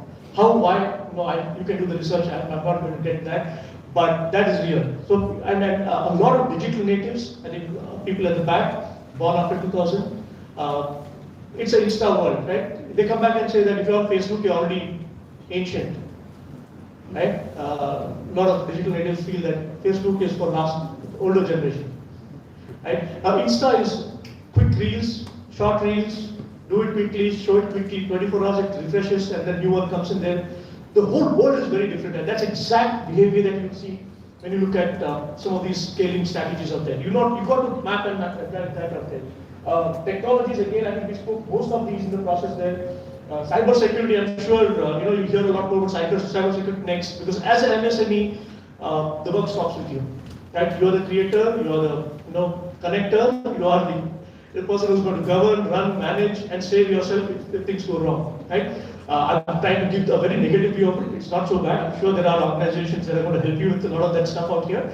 But be prepared. That's a system level thinking that you need to have. Right? Most, for me, when I look at IT professionals, you need to train them to think from machine age to system age. A lot of you sitting here are already thinking system age because you always think full cycle, right? Challenges, I think access to capital, I'm sure there's so much happening out here. There's teams here who have set up infrastructures which can be leveraged and quickly mapped out there. The whole as a service thinking that we had for technology, fortunately, and I was listening to Commander sometime back in the boardroom, and he was explaining how they're setting up fabs and infrastructures and systems for you to be able to leverage, develop, build, test, run, scale. So you're getting so much as a system-led availability for you to drive things out there. Gen AI. Okay, I'll just very quickly go to get details of that. Image, videos, text, research, 3D, speech, code. All these applications have hit the market in less than 90 days of scale. Typically, it takes at least 18 months to launch an application in the conventional world. Right? In less than 90 days, that's the landscape of application at production scale. I'm not talking about test and dev test world. This is at production scale. You and I can sit here in the room, all of us can log into each of those applications at the same time, get the same response times, and there'll be no latency in lag or response time challenges like that. Right? So that's a real, we have to wake up in this world. We have a choice, we don't have a choice. Right? It is real, it's happening around you, and it's happening with you, inside of you, everywhere. You can go through each of these, many of these are available, yesterday I spent some time with some India-based ChatGPT companies. You can use Hindi and English combination on a smartphone to ask a query in a rural India context. Can you see the value of that? I can have a farmer sitting, maybe somewhere remote rural area, and ask what's the price of onion today in his local language. the middlemen factors which were driving things in the past to enable technology and systems for people is all vanishing slowly. You're seeing that happening right now. The next decade is rural empowerment, BPL will move from BPL to being a lot more stable from an economic standpoint. And these are some of the tools that are available already at scale out there. Industry 4.0, Retail 3.0, Internet of Skills, Internet of Experience. Again, I think these are, we've spoken of it in different forms, so I cannot go into details of that. I'll be around, happy to take questions as we go to any specific areas. One or two very quick videos. What you're seeing out here, right? This is a hologram. There is no physical person out there. This is a person standing. Right? So and when that meeting is happening in the hologram world, person is virtual. He's seeing an eye contact with you and being able to see your gestures, your interactions, and your body language. It's like me standing somewhere else in the world, talking to you the way I'm talking to you right now. That's the reality of technology from a exponential scale standpoint, right? A few other things. You're seeing AR render of how do you do compaction in a JCB machine today. If you're going to go to a 1,000-acre construction site and you're going to work on that site, you move. So you know what? A lot of construction turnkey projects are moving from being 10 years, 15 years, or 8 years to much more time frames. These technology stacks can mean a lot for you from that standpoint, right? So it's a glass that you're wearing. It's a head-mounted device, and it's giving you performance parameters. It's giving you tasks. It's allocating your sequencing, your timing. It's governing what you're doing. It's measuring your performance as you go through and driving all of that for you. Right? All of it being done at the edge. Okay. Very quick look at this role of leadership, right? And leadership mindset.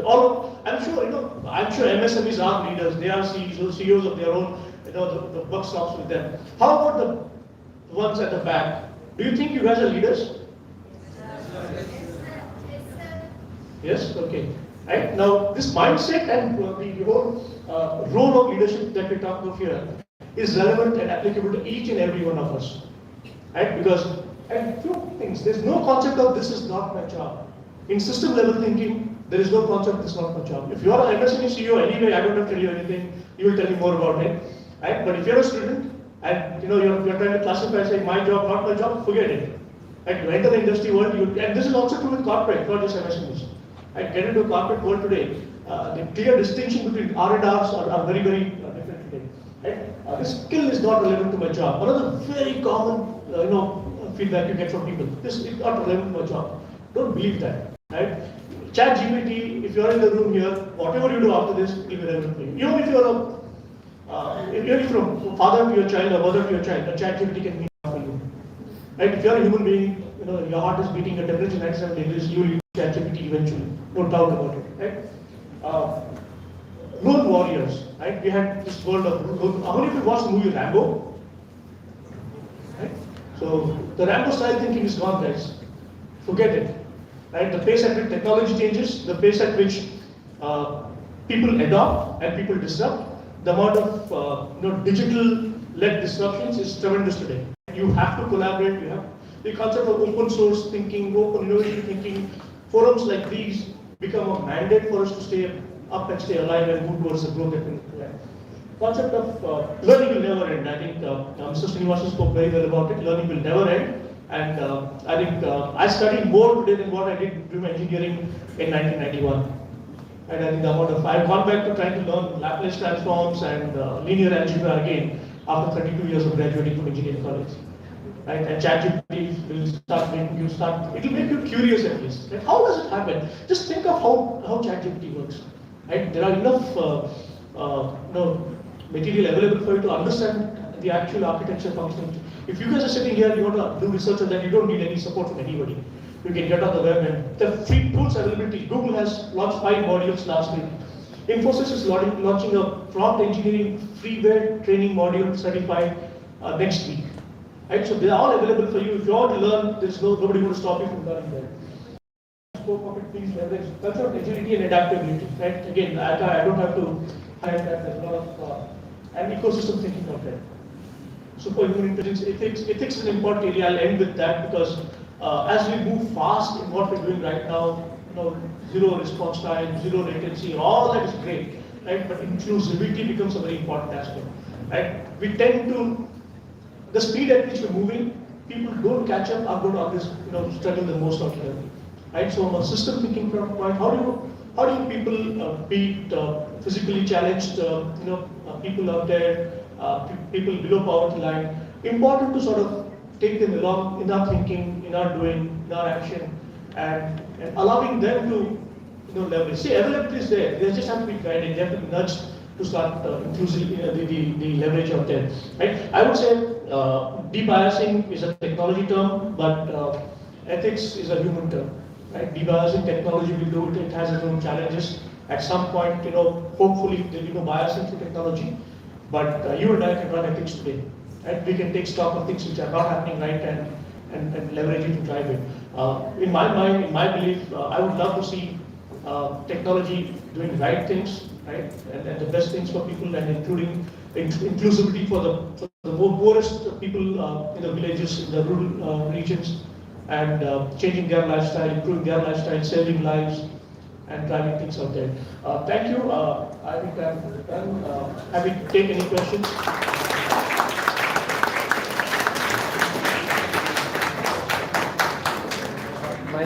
Mic. And mic. I can. Good evening, sir. Today, whatever we wanted to search, for example, if I wanted to search, we used to go for Google and search for the items. So we get a little information from that. When I go to the ChatGPT, for example, so suppose I wanted to make my CV, for example, any student want to make their CV. So in Google there was a limitation was available. In ChatGPT, once I type in, everything by one it is coming. So as Google, Jeffrey has resigned and say that it's very dangerous in the future, how you take it? Is it dangerous for the human being, for their intelligence, or for the technology? Yeah, good question, sir. I'll tell it's not. I'll classify two areas, right? One, people who are investing on creating the technology need to be cautious, right? They have to do their jobs well. Governments, regulatory bodies, policy making systems, right? And the risk lies only in that segment. That's less than 1% of the world. And because today nothing much can happen. In 10 years' time, if you don't train and program, right, there can be disasters. Where we are coming from as consumers, there's any worry, any risk from our perspective. Right? I'll tell you again, the way I see it is, if you see fire today, it's done so much for us, it can also do a bad thing, and it can burn people. So technology is like money, like fire, any natural resource out there, and you can use it for a good, with discretion that you have. If you use it for bad, there's a lot of fake videos coming out, fake audios coming out, right? Those are things that are natural, and if you're not aware of it, and that's why technology becomes it also becomes a defensive strategy, right? You should be able to identify how do you know whether a video is actually real or fake. There are certain specific parameters that you can look at to know that a video is fake. What is it? Right? It's very simple. My daughter calling me on the phone and saying, okay, I'm in trouble, right? And that is a fake video, audio or not, is something that I can differentiate that. You can differentiate that if you understand how technology can translate that. Defensive strategy is different. I would take offensive strategy, or not offensive, growth strategy is slightly different. Right? But I would say, anybody in the room here, I think you should go all aggressively and use technology and scale and grow technology.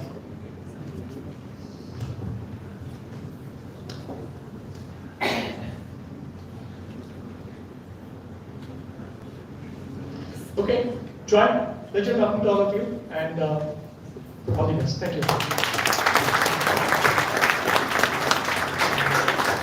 Ladies and gentlemen, that was Mr. Praveen Hungun for all of you. Lots of information, lots of technological inputs. I hope that our participants are equipped with all the practical strategies and actionable steps to leverage technology and unlock new opportunities for growth and success of their businesses in this digital landscape. We are truly honored to have had the privilege of listening to you, sir. We hope that our paths cross again and again in the future too. So I request our President Sir, Shri Padamraj Mehta, and our Honorable Secretary Sir, Shri Jitendra Madia, and our Principal Sir, Dr. R. Venkatraman, to present a memento to Praveen Mungun Sir as a token of appreciation and gratitude. Ladies and gentlemen, give them a big round of applause.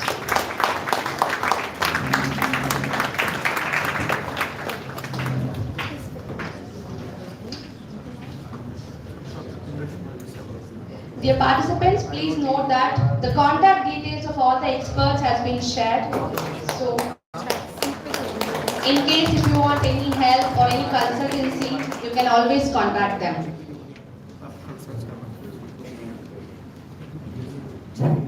Thank you so much, sir.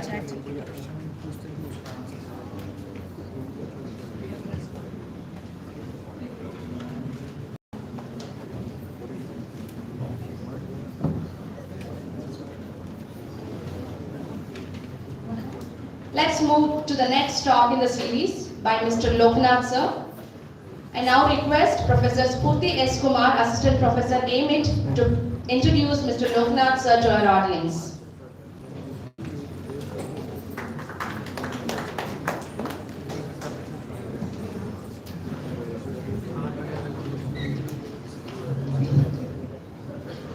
Good evening, everyone. I'm Spurti S. Kumar, Assistant Professor AIMIT. It is my pleasure to introduce our next speaker, Mr. Loknath, a distinguished cybersecurity expert and a seasoned professional with over 20 years of experience in IT infrastructure, consulting, design, implementation, and operations. He has been instrumental in safeguarding the digital assets of small and medium-sized organizations across a wide range of industries. His extensive knowledge and expertise in cybersecurity has made him a trusted advisor, known for his ability to identify and mitigate potential threats in today's ever-evolving digital landscape. He is also skilled in understanding the intricacies involved in building and managing robust IT systems. He is undoubtedly a leading force in the field of IT consulting. On behalf of AIMIT, I extend a warm welcome to you, sir. It is truly an honor to have you amongst us. Information technology is the lifeblood of modern businesses and can propel companies to new levels of productivity and success. On this note, I request Loknath sir to address the gathering on why SMEs need IT consulting. Over to you, sir.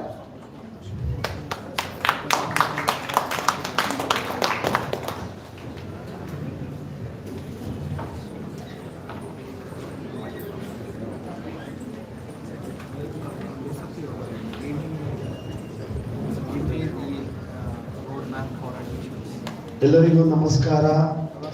Good evening.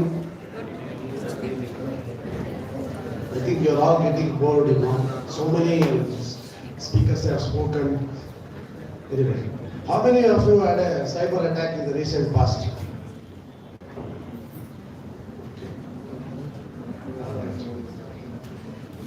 How many of their smartphones got infected with a ransomware or a malware? A few of them are there. Good.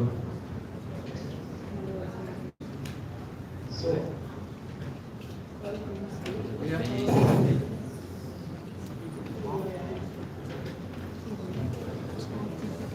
basically, I specialize in managing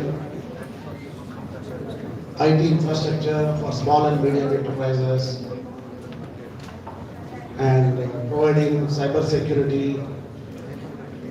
to these companies, you know. Where they struggle, they don't have budgets. IT companies generally they don't have budgets.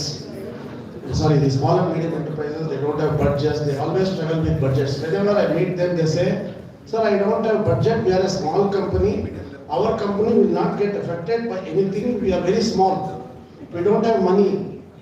Nobody will attack us." That's the first thing they tell me. So I don't understand. And then I ask them, "What product do you sell? To whom do you sell?" Then they say, I manufacture, for example, say some mechanical, some part, some valves or something. To whom do you sell? They will say that I sell to Maruti or Ford or whatever it is. Then do you say that my company is small, my product is, I don't have best IT, then how do you communicate to them? When you're communicating that your product is good, you are a good, you are a wonderful supplier, then how is your IT managed? So then they have no answers. So why do the SMEs struggle to manage? I have decoded in 20 years of experience. I work with manufacturing, to services, to ancillary units, from pharma units. So all these things have worked, understood the problem areas. So most of the challenges, as I said, budget, they're hiring the right resource. So generally how they hire is, some relative will be working with them, the small companies, owner's relative, wife's relative, or somebody's relative will be working with them without knowledge. Hiring itself is a big challenge for SME. So then they themselves don't have the knowledge about IT, so they have a challenge in hiring. So next, the retention. He will learn everything. Most of the SMEs are a training ground. They come and join SME companies, they learn everything, they join MNCs.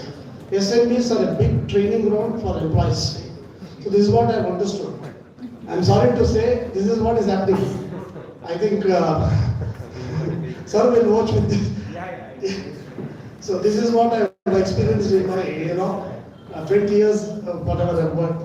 So then the training. So they have to be properly, no training is available for them. All are done on ad hoc manner. They all are done on experimenting, R&D, Google research, they'll fix this, they'll fix that. Today it's not working, okay, employees are happy that it's not working, they'll go home. So all these things I've seen. So next, the data security.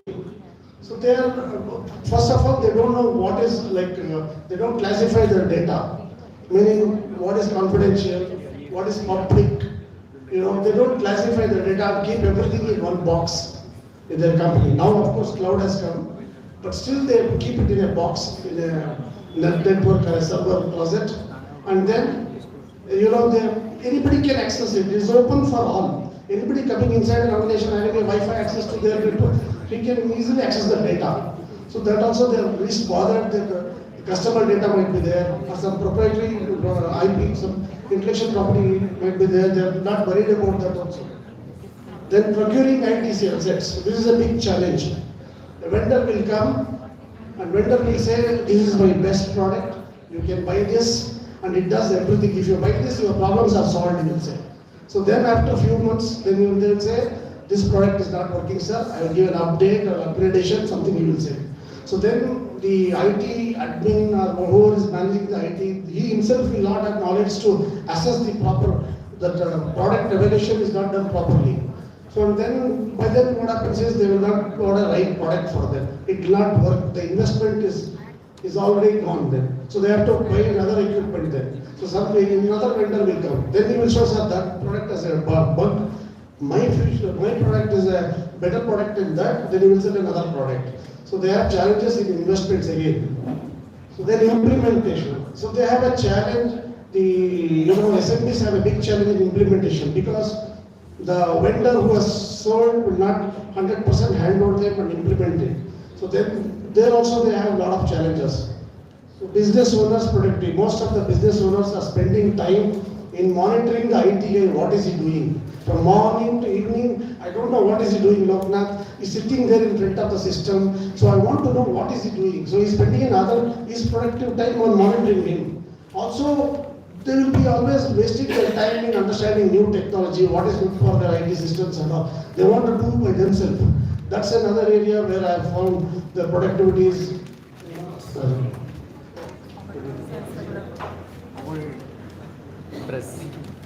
So seeing all these things, I came up with a solution wherein the SMEs are benefited. So I have a vendor neutral approach, meaning I don't represent any vendor like X or Y or A, B, C.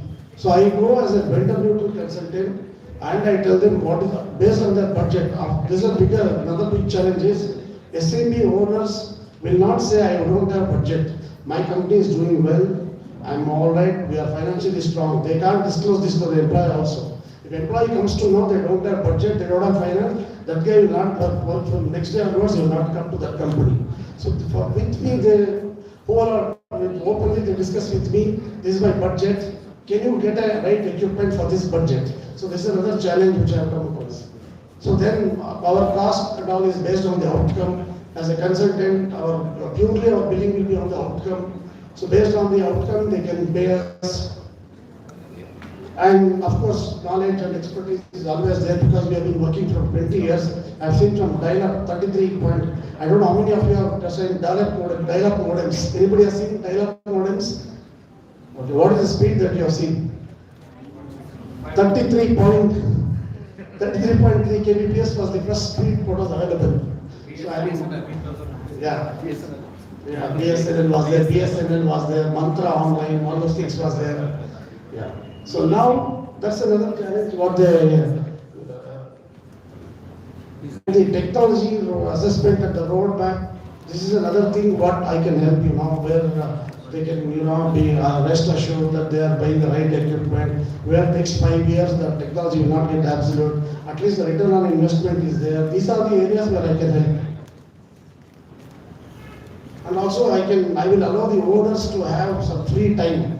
Always I can make them, they can go on a vacation or something like that. Otherwise they will always be struggling. My customer data is lost. My email system is not working. My ERP system is not working. Backup systems are not working. And many of them, I want to tell you, whenever I visit an SME customer, he will say, sir, everything is there with me. I have a backup system, I have firewall, I have antivirus, everything is protected. They will say, when I do an audit, his backup would be never tested. They would have never tested their backup, whether it works or not. For ages, they could have not backed up also. Then they have a firewall which should not be configured also properly. Everything is open. Anybody can come in and go out. So these are the challenges they face. And also employee, if you have a right consultant, employees, productivity is also will be increased. So these are the areas which we can, SMEs can look for consulting areas where they can look at cybersecurity, digital transformation. Sir spoke, Praveen sir spoke enough of digital transformation and cloud computing. So cloud computing is a big boon for SMEs. So they can go by, as I said, by pay as you go by model. They don't need huge investments, buying huge servers and all. So then I can help them. Risk and compliance is another area where SMEs will get, where they never explore this area because what are the risks involved in their IT and what do they have a compliance of some new customer. So let's assume that a new customer comes and he will say, is your IT properly managed? Where is my data stored? Do you have proper backup system? How is the data disposed? All those things needs to be assessed. And then disaster recovery and business continuity is another area which completely ignored. SMEs think that they are small, they don't need any disaster recovery, business continuity is required. If one day, if we don't work also, it's fine for them. That's the mentality they have. And branch connectivity, suppose a new branch comes up, how do you connect to the branch? How do the employees connect to the, suppose IT asset is there in the HO, how do they connect? So these are the areas which I can help. Also, I want to tell you I'm not, so please don't take me wrong, business owners, please don't take me wrong that I'm telling that this is my experience and I've helped them also to, lower their costs also. It's really not that expensive. Most of them think that any consultant coming here will charge a huge bomb. It's all, technology, he's going to sell some products. No, don't ever think like that. So you always hire a consultant who can help you. You should think as a family physician. I think everybody is aware of family physicians, right? So one with a bag, he will come, he will be a trusted partner. You should always think as a consultant as a family physician who will help you in whenever you are falling sick or whatever it is, he will help you, he will come home. So you should think in those lines. Okay. So that's it. Any questions? I'm happy to take from SME owners. That's it from me.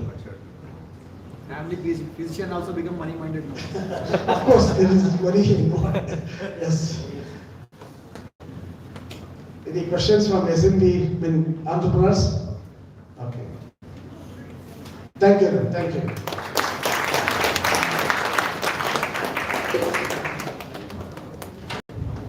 Thank you so much, sir, for your insights on the importance of cybersecurity for MSMEs.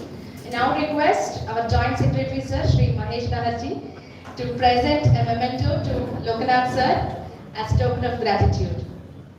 Ladies and gentlemen, give him a big round of applause.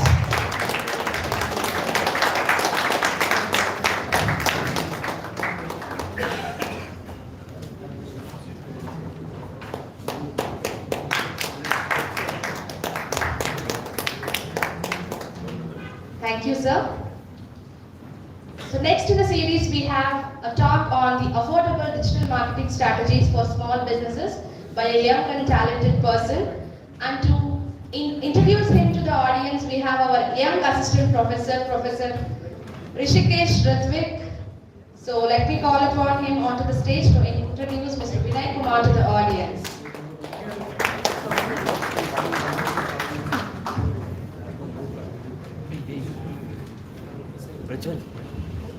So good evening, one and all. It's my privilege to introduce today's efficient delegate, Mr. Vinay Kumar. He is a young chap and he has more than a decade of experience in digital marketing field.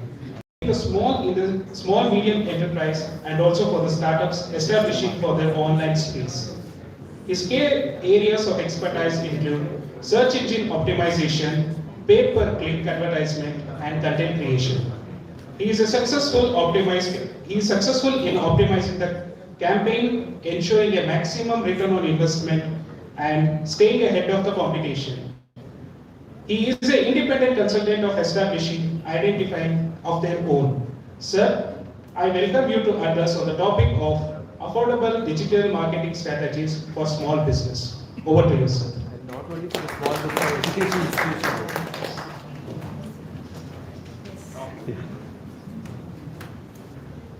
Good evening, guys. I would love to have an interactive session basically now. So I expect you to respond. Now, am I audible now? Yes. Sorry for that. Okay. So guys, good evening to all. I would like to thank Raghunandan sir and the principal of Adarsh College for providing this opportunity. Okay. Now, guys, I want everyone to answer, like, what is digital marketing according to you? Social media marketing. Social media marketing? SEO. SEO? Word search. Word search. Yes, basically we use keywords. So whenever we go to Google, we search for whatever information we are looking for. Say for example, now today if I go to Google and search for digital marketing providers or digital marketing services in Bangalore, probably our agency would come up in the first page or second page. Why it would come up? Because we have explained Google that what exactly we are. Now how it's possible? It's because we have a website. The first and foremost thing to be on an online platform, to be a digital marketing, to have a digital marketing for your company, that is you need to have a website. Okay? So now let's go further, guys. First thing, as we know that digital marketing is basically means that any marketing done on the online platform using like it might be help of Google, Facebook, Twitter, Instagram, things like that. Now, what are the advantages of using digital marketing? The first thing is we will be able to reach more number of people. Like when I say people, in a traditional marketing what happens?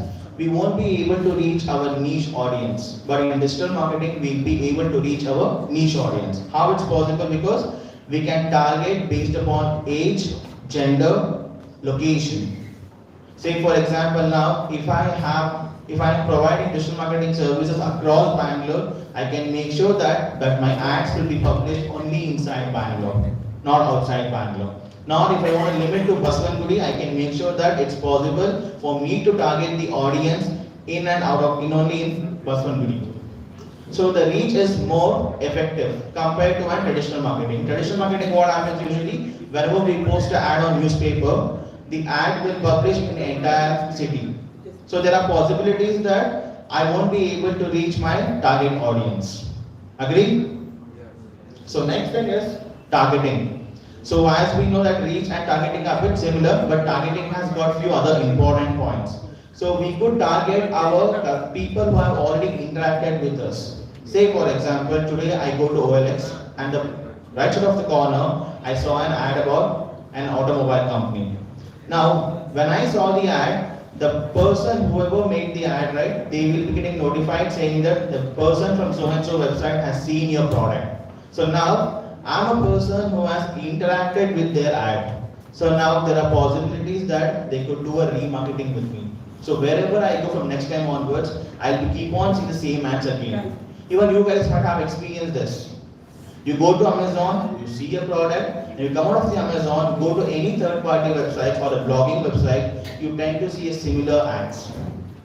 It might be happening with your Facebook also. You tend to see the ads repeatedly because of targeting. Basically, what company does is that we usually recommend doing remarketing. So it means that the people who have interacted with our ads, so we try to make sure that we show more number of ads for them so that they will be able to remember our brand very easily. So remarketing is very, very important in terms of digital marketing. Next is flexibility. Guys, we are completely flexible that at what time we want to show the ad. It's completely our wish. Say for example, if I want to show the ads between 10 a.m. to 12 p.m., it's my complete authority that I will be able to show the ads only at that particular time. If I feel that it's a weekend and I feel that during this particular time zone, we have a lot of audience interacting with the website, I can make sure that during that particular session, we'll be able to show the ads accordingly. So here we have more flexibility and we have more convenient way. Say for example, if you post ad on newspaper, what will happen? The paper will get your home in the morning. So there are possibilities that you might not be at home and you might post a newspaper. You might not be interested to see the entire newspaper on the next day. But over here, it's completely our wish that we can make sure that what time the ads could be shown to the audience, shown to our customers. So next is real-time report. This is very much important, guys. If you go for traditional marketing, what happens? There is no real-time report. Even though the Times of India or any press might tell you that you will be able to reach 4 lakh audience in a day if you post ad in newspaper, but you have no idea how many of them have seen your ad, how many of them have interacted with your ad. You have no clue about it. But with the help of digital marketing, we will be able to understand that how many people have visited our website after seeing the ad, and for how many of people we could also do a remarketing. So basically we have a huge data which will be helpful for us to target our audience, niche customers. Next is legitimacy or trust. So basically it means that, guys, see, nowadays whenever you see a new brand coming up, okay, you always go on the online and check for the company name to understand that whether they are available on the online or not. The reason is because nowadays the customers tend to believe more when you have an online presence. If you don't have an online presence, the people will not trust you. Say for example, Ajio. Ajio is purely based on online. They have a clothes they have a e-commerce website. They have only the images of the clothes, but still we trust and buy from Ajio. The reason is because they're completely available on the online. So being entrepreneurs, it's very important for us to have an online presence. So say for example, now if I don't have an online presence and if I still have my agency, I don't think that people will be able to recognize my work. The moment I have the moment I'm available on the online, people are able to search on the online and get more information and try to find me easily. Next is return on investment. Guys, now if you take the example of traditional marketing itself. Now if you spend, say for example, 1 lakh of rupees on traditional marketing, there is no return on investment for you. No company will ever say you that, boss, you post your ad for 1 lakh and this is your returns. No, it never works like that. But in online marketing, I can assure you that we can always expect some sort of return. Why? Because we have a data in hand. So say for example, today if I spend 1,000 rupees on the ad for an entire day, at least by the end of the day, I'll be able to understand that how many of them have seen the ad and how many of them have interacted with the ad. So based on that, if I do a remarketing, there are possibilities that out of 100 people, at least I would have 5 conversions by the end of the week. So technically, whatever money I'm investing, I'm trying to also get the money back on the online platform because we have a budget. And majority of people will think that digital marketing is a bit costly. No. The reason is because you can start doing an ad on Facebook or a social media platform with minimum of 100 rupees per budget, 100 rupees per day as a budget. When it comes to Google Ads, you can spend minimum is 500 rupees per day. So it's much more affordable compared to the other traditional marketing. Let's go further. Next is the common reasons to avoid digital marketing. So it's completely based upon our experience. What the common reasons are given from the business owners and entrepreneurs is that they feel that they require a huge manpower. But technically, the manpower is not required at that extent that where the companies would think that it's more required. Next is affordable. The companies always think that it is more costlier than the market standards because they have this particular feeling that whenever they have to make a website, they feel that they should have more money on the website. So, but technically it's not the way how it works. Even with a lesser cost, you will be also able to create your online presence. Next thing is source of targeting, because many companies will think that they won't be able to target the right audience if they have a digital marketing team in-house. So the next thing is time consumption. Everyone thinks that there is a huge time is required to get leads from the online. These are the common things what customers would think, what an entrepreneur would think. But to overcome this, we have a plan over here.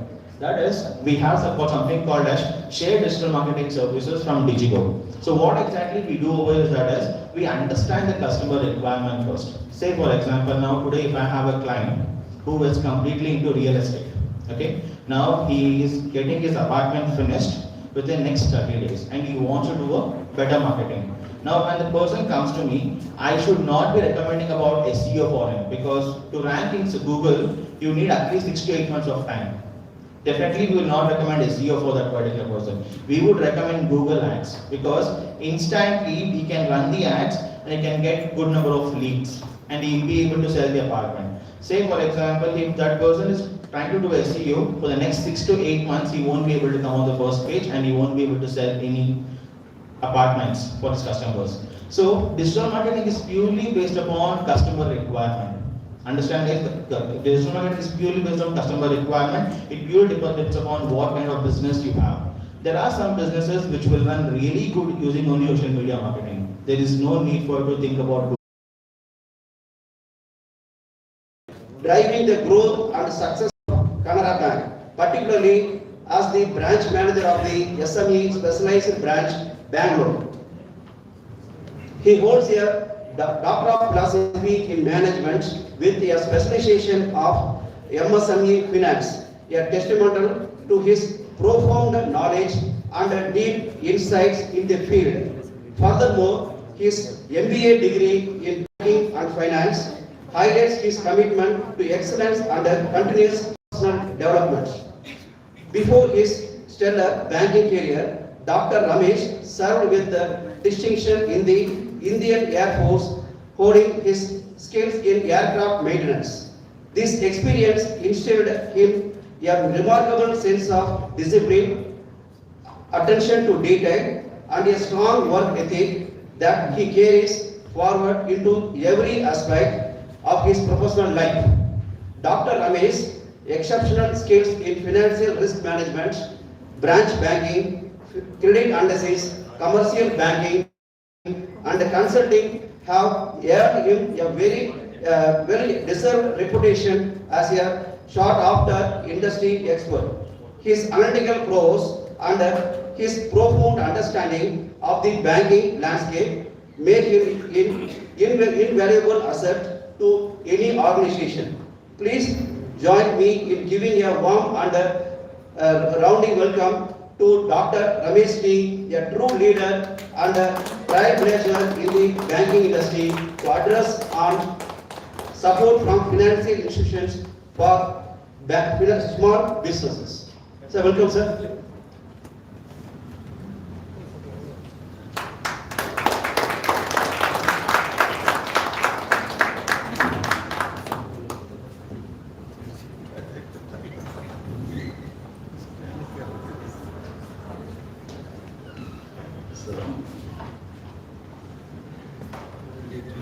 respected dignitaries, few of my allied Canara Bank customers, MSME entrepreneurs, good evening to all.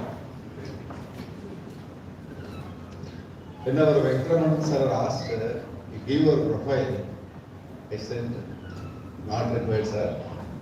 Just in 2 lines I gave. I'm really overwhelmed with the way he presented me. I'm very simple, a small man, a banker. It all happened because of our Mr. Raghunandan. We incidentally met in Rameshwaram, the 22 wells water. Both of us. Then I gave, we are bankers habituated, give card. That card. When I gave that card to him, I was working in Coimbatore. See, you people, you all have to understand our problems also. Bankers, every promotion.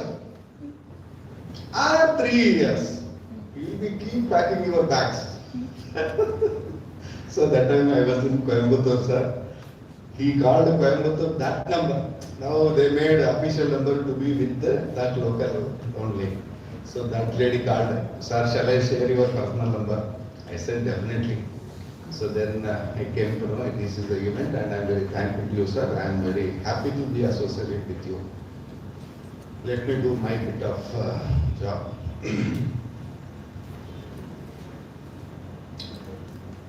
I joined in Canara Bank in '98. Before that, I worked in Indian Air Force. The sir, previous spokesperson, he was telling about Barack. I was suddenly, so happy because I also worked in Barakpur in 2 years Indian Air Force setup. Before joining Canara Bank, I was in Indian Air Force. So, as I said, I worked in Punjab, Mumbai, in Andhra 3 branches and the last one in Coimbatore. Till 2013, I was not having that much knowledge about MSME sector. In Mumbai it happened, in 2013 I was transferred to Mumbai. There, sir, how many of you have been in Mumbai? Mumbai. Almost all of you, overall entrepreneurs, definitely. The service the auto person gives, the cab person gives. If I compare to Bangalore and our neighborhood Chennai, nothing like it. Exactly, sir. Exactly. There I am. There I am. Exactly, I am there. You stop. He will stop. And he will take you wherever you want to go. No, nothing like that. You want to go to Basanwadi, he is asking Malleshwaram. No. Never. He will take you.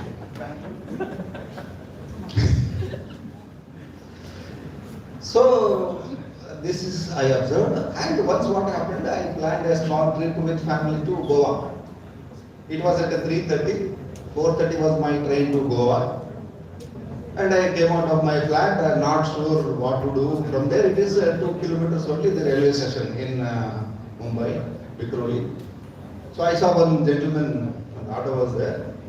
I took that auto. When I went to the railway station, I saw it was 27 rupees. I gave him 30 rupees. You believe me, 3 rupees he is returning me. I was really taken aback. Then from that time, my mind something was there. Something I have to do with these people. Something I have to do. I was the SME Sulabh at Borivali. There was a pressure from head office. Local area scheme. Some local area schemes people try to develop. So then immediately by mind I came to me about auto rickshaw funding. And the second one, cab funding. And then the process we started, how to approach them directly, individual, 1 or 2 people, it's not possible. Then we went with their association, their president, we requested, yes, we are there to help you. They were also astonished. I mean, they were surprised. Canara Bank, yes sir, definitely we will do. We are not. Then we made a small meeting. Then finally, we understood their problems. What is their requirements? They were telling, sir, if you give a file, it's of 1.5 lakh rupees. They fund around 110, 120, and they charge 3 to 5,000 per file. What is your, that first question it has come from those audience was, what is your charges? I said, we don't have any charges. How much we have to give for a file? He was asking a different. I said, we don't have such charges. If at all anything is there, processing small charges, that charges. Nothing like that. So that way, it took up very well. When I was there, that count was somewhere 4,500 autos we funded. Nearly 1.5 to 1,500 something cabs we funded. Like that, I got myself into the MSME sector. There I worked for 3 years. Then I came to SME Mahadevpura branch, specialized branch. There 3 years, 1 year, sorry. Then SME Pina, I worked for 3 years, full term. Then I went to Coimbatore, once again the same SME sector. Now, seeing all this, my bank has promoted me like, now from SME sector to mid-corporate branch. Now my size varies from 25 crores to 250 crores. Still no issue. That's what I was telling. I brought my team here. We will help you out. Anybody looking for funding, there is nothing to, the very first question when you go to bank for funding, what is the question? What is the requirement they ask? The very first one they ask is collateral. Absolutely nothing to worry about that. Earlier it was up to 2 crores. Now it is increased to 5 crores. Up to 5 crores. My only request is that please see that you are planning well. The activity what you are undertaking, it should sustain. The report says only 33% of the units, whatever is starting, it is continuing. Rest percentage, they are winding up. They are unable to stand in the market. So make due diligence, and our here district industry center is there. Please approach them. The activities what you can undertake, the activities what it can give some sort of subsidy, all that information, there are a lot of, you will get the information from the district industry center, I hope. And about our digitization, Canara Bank, we all have seen manual now move to system to now CBS, core banking solution. A lot of things have happened at the banking level also. You need not to go for partial, for balance and all, you need not to go to branch. I don't think anybody is going to branch for that. With a visitor, you will get the balance and the statements and all, it is coming in the, and the app, mobile app, wonderful app. Wonderful app. For that app, we got the first, from the government of India, we got the recognition. That's the best app available in public sector bank. Use it. 256 features are there in the all-in-one app. And one more thing I want to add for the existing MSME entrepreneurs, we have premier payroll account, the best in the industry. I do not know whether it has reached all of you or not. Minimum 5 accounts required, 0 balance account, no balance is required, and it has got inbuilt OD facility to your employees I am talking about. So the comfort, the more comfort you give to the employees, the more they work for you. In case of any emergency, in their app, they need not to go to any branch. They need not to request anybody. In their app, they have to opt for OD. Immediately it will be credited in the account. And the second thing, insurance is there. See, it has got 4 variants: silver, gold, platinum. In that, depending upon that category, insurance cover is there. Insurance coverage is there. That premium is borne by the bank. I am once again repeating, it is a 0 balance account, no cost for you, and the insurance premium is paid by the bank. Any eventualities, and particularly this care incidents and all, now it's too high, 50 lakhs, 60 lakhs insurance is there. And the insurance for the spouse also is there. It is required.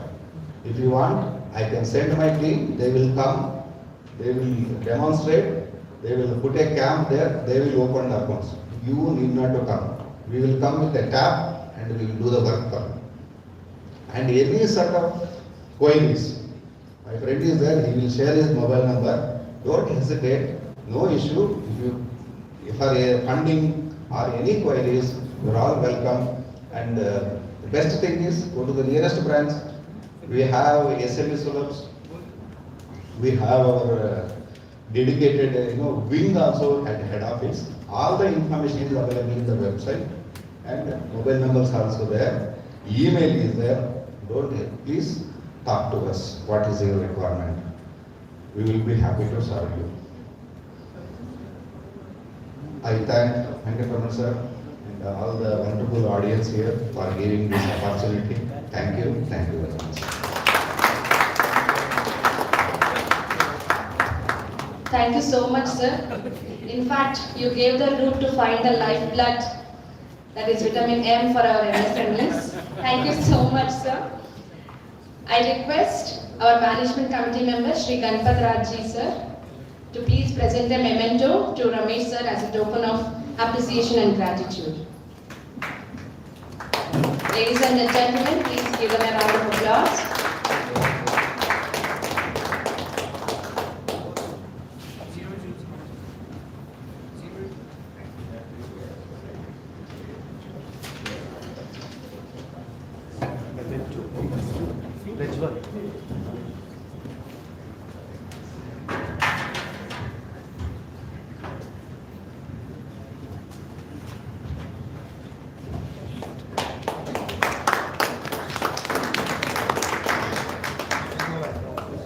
Thank you so much, sir.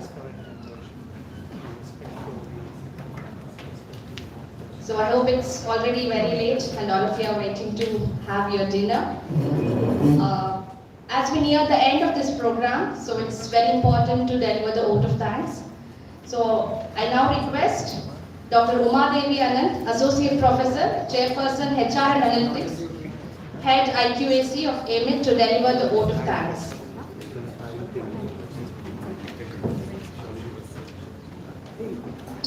Rashmi.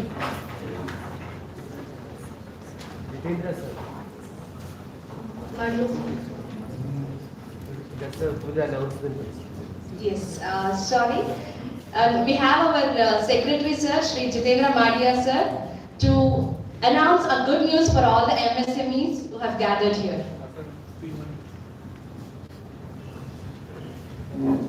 Good evening. Today it was a wonderful meeting today. First I want to thank you, the MSME technology, to bringing this platform for the Adarsh and the entire team, right from Vijay Sima to the Dr. Ramesh. All the speakers has given the wonderful ideas about how to be an entrepreneur. Our institution's aim, our founder Premraj always used to say, you should be a job seeker, you should be a job provider. And here the opportunities has been given to the students who wanted to be more entrepreneur from the Adarsh Institute of Management, that means Adarsh Vidyasan. We wanted to announce today that as for the finance is concerned, Dr. Ramesh sir has told that you will get the finance from the bank. But from the institution for our students, if they have any programs to start up any business, from the management side, we will be giving them a total help of 5 lakhs rupees in a 3 part. The first 1 lakh rupees will be a non-refundable when you start up your industries. We will give you a 1 lakh non-refundable. After that, once you present your presentations and you start up your industries, we will release the 2 lakhs rupees for you for interest free for next 2 to 3 years. Meanwhile, after 6 to 8 months, when we see the development and we see that the industry is running good, whatever the business you are doing it, the next payment also will be released. This 4 lakhs rupees will be refunded, but will be given back to the institutions when you earn it. The other all helps. Canara Bank is with you, and I hope with their help we will grow more and more. Thank you. Thank you so much, sir. That's a true inspiration for an entrepreneur. Thank you so much, sir. So since most of our students are not here, sir, with your permission, we will share this video clipping with our students so that they'll approach us. Thank you so much, sir. Oh, Umama, over to you. This is applicable for students. Hey, student only. Not for the back. No, for that we have investors here. It will be difficult for me to run the show. As we come to the end of this power-packed session, I, Dr. Uma Devi Anand, from Adarsh, on behalf of Adarsh AIMIT, would like to propose a vote of thanks. If the only prayer you ever say in your entire life is thank you, that will be enough. And that's a quote by Meister Eckhart. And as we come to the conclusion, I would like to thank our chief guest, Mr. Praveen Mundund, CTO Metazi, for the wonderful inputs on technology that he has delivered to our participants today. Thank you to our management, Shri Padamrajji Mehta sir and Shri Jitendra Madhya sir, and all the members of the management who have been here as a pillar of strength to Adarsh AIMIT and have also announced the funding proposal to the students. I would like to thank Mr. Srinivasan, Vice President of Lagu Udyog, Mr. Uday K. Bhaskar, Charter Member of Rotary, Bangalore, Commander Vijay Simha, the DGM MSME Technology Center, Mr. Ramesh, AGM Canara Bank, Dr. Ramesh, Mr. Loknath, Cybersecurity Expert, Mr. Vinay Kumar, Digital Marketing Expert, and Mr. Raghunandan, our Professor here of Strategy and Consultant for Small Businesses and the Chief Enabler for this event, Mr. Praveen Kumar, MP, Admin in Charge, MSME Technology Center, the press, the Hindu and Business Line, who were present here and who have also been kind enough to publish our event in the Hindu today. And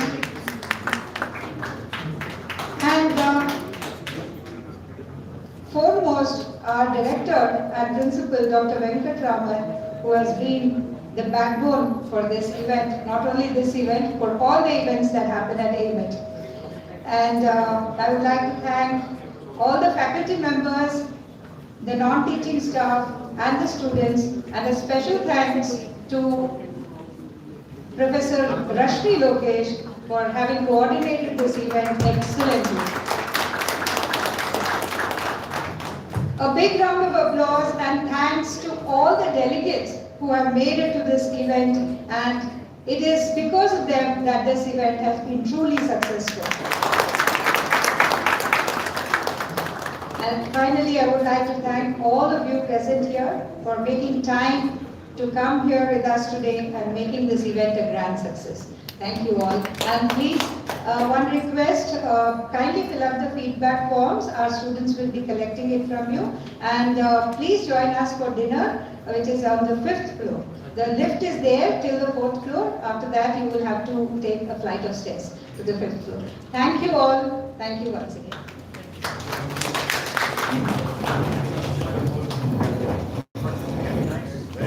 Must be facing tough competition from startup, venture funds and all that. But banks are also not coming up with that type of venture capital funding. Funding also.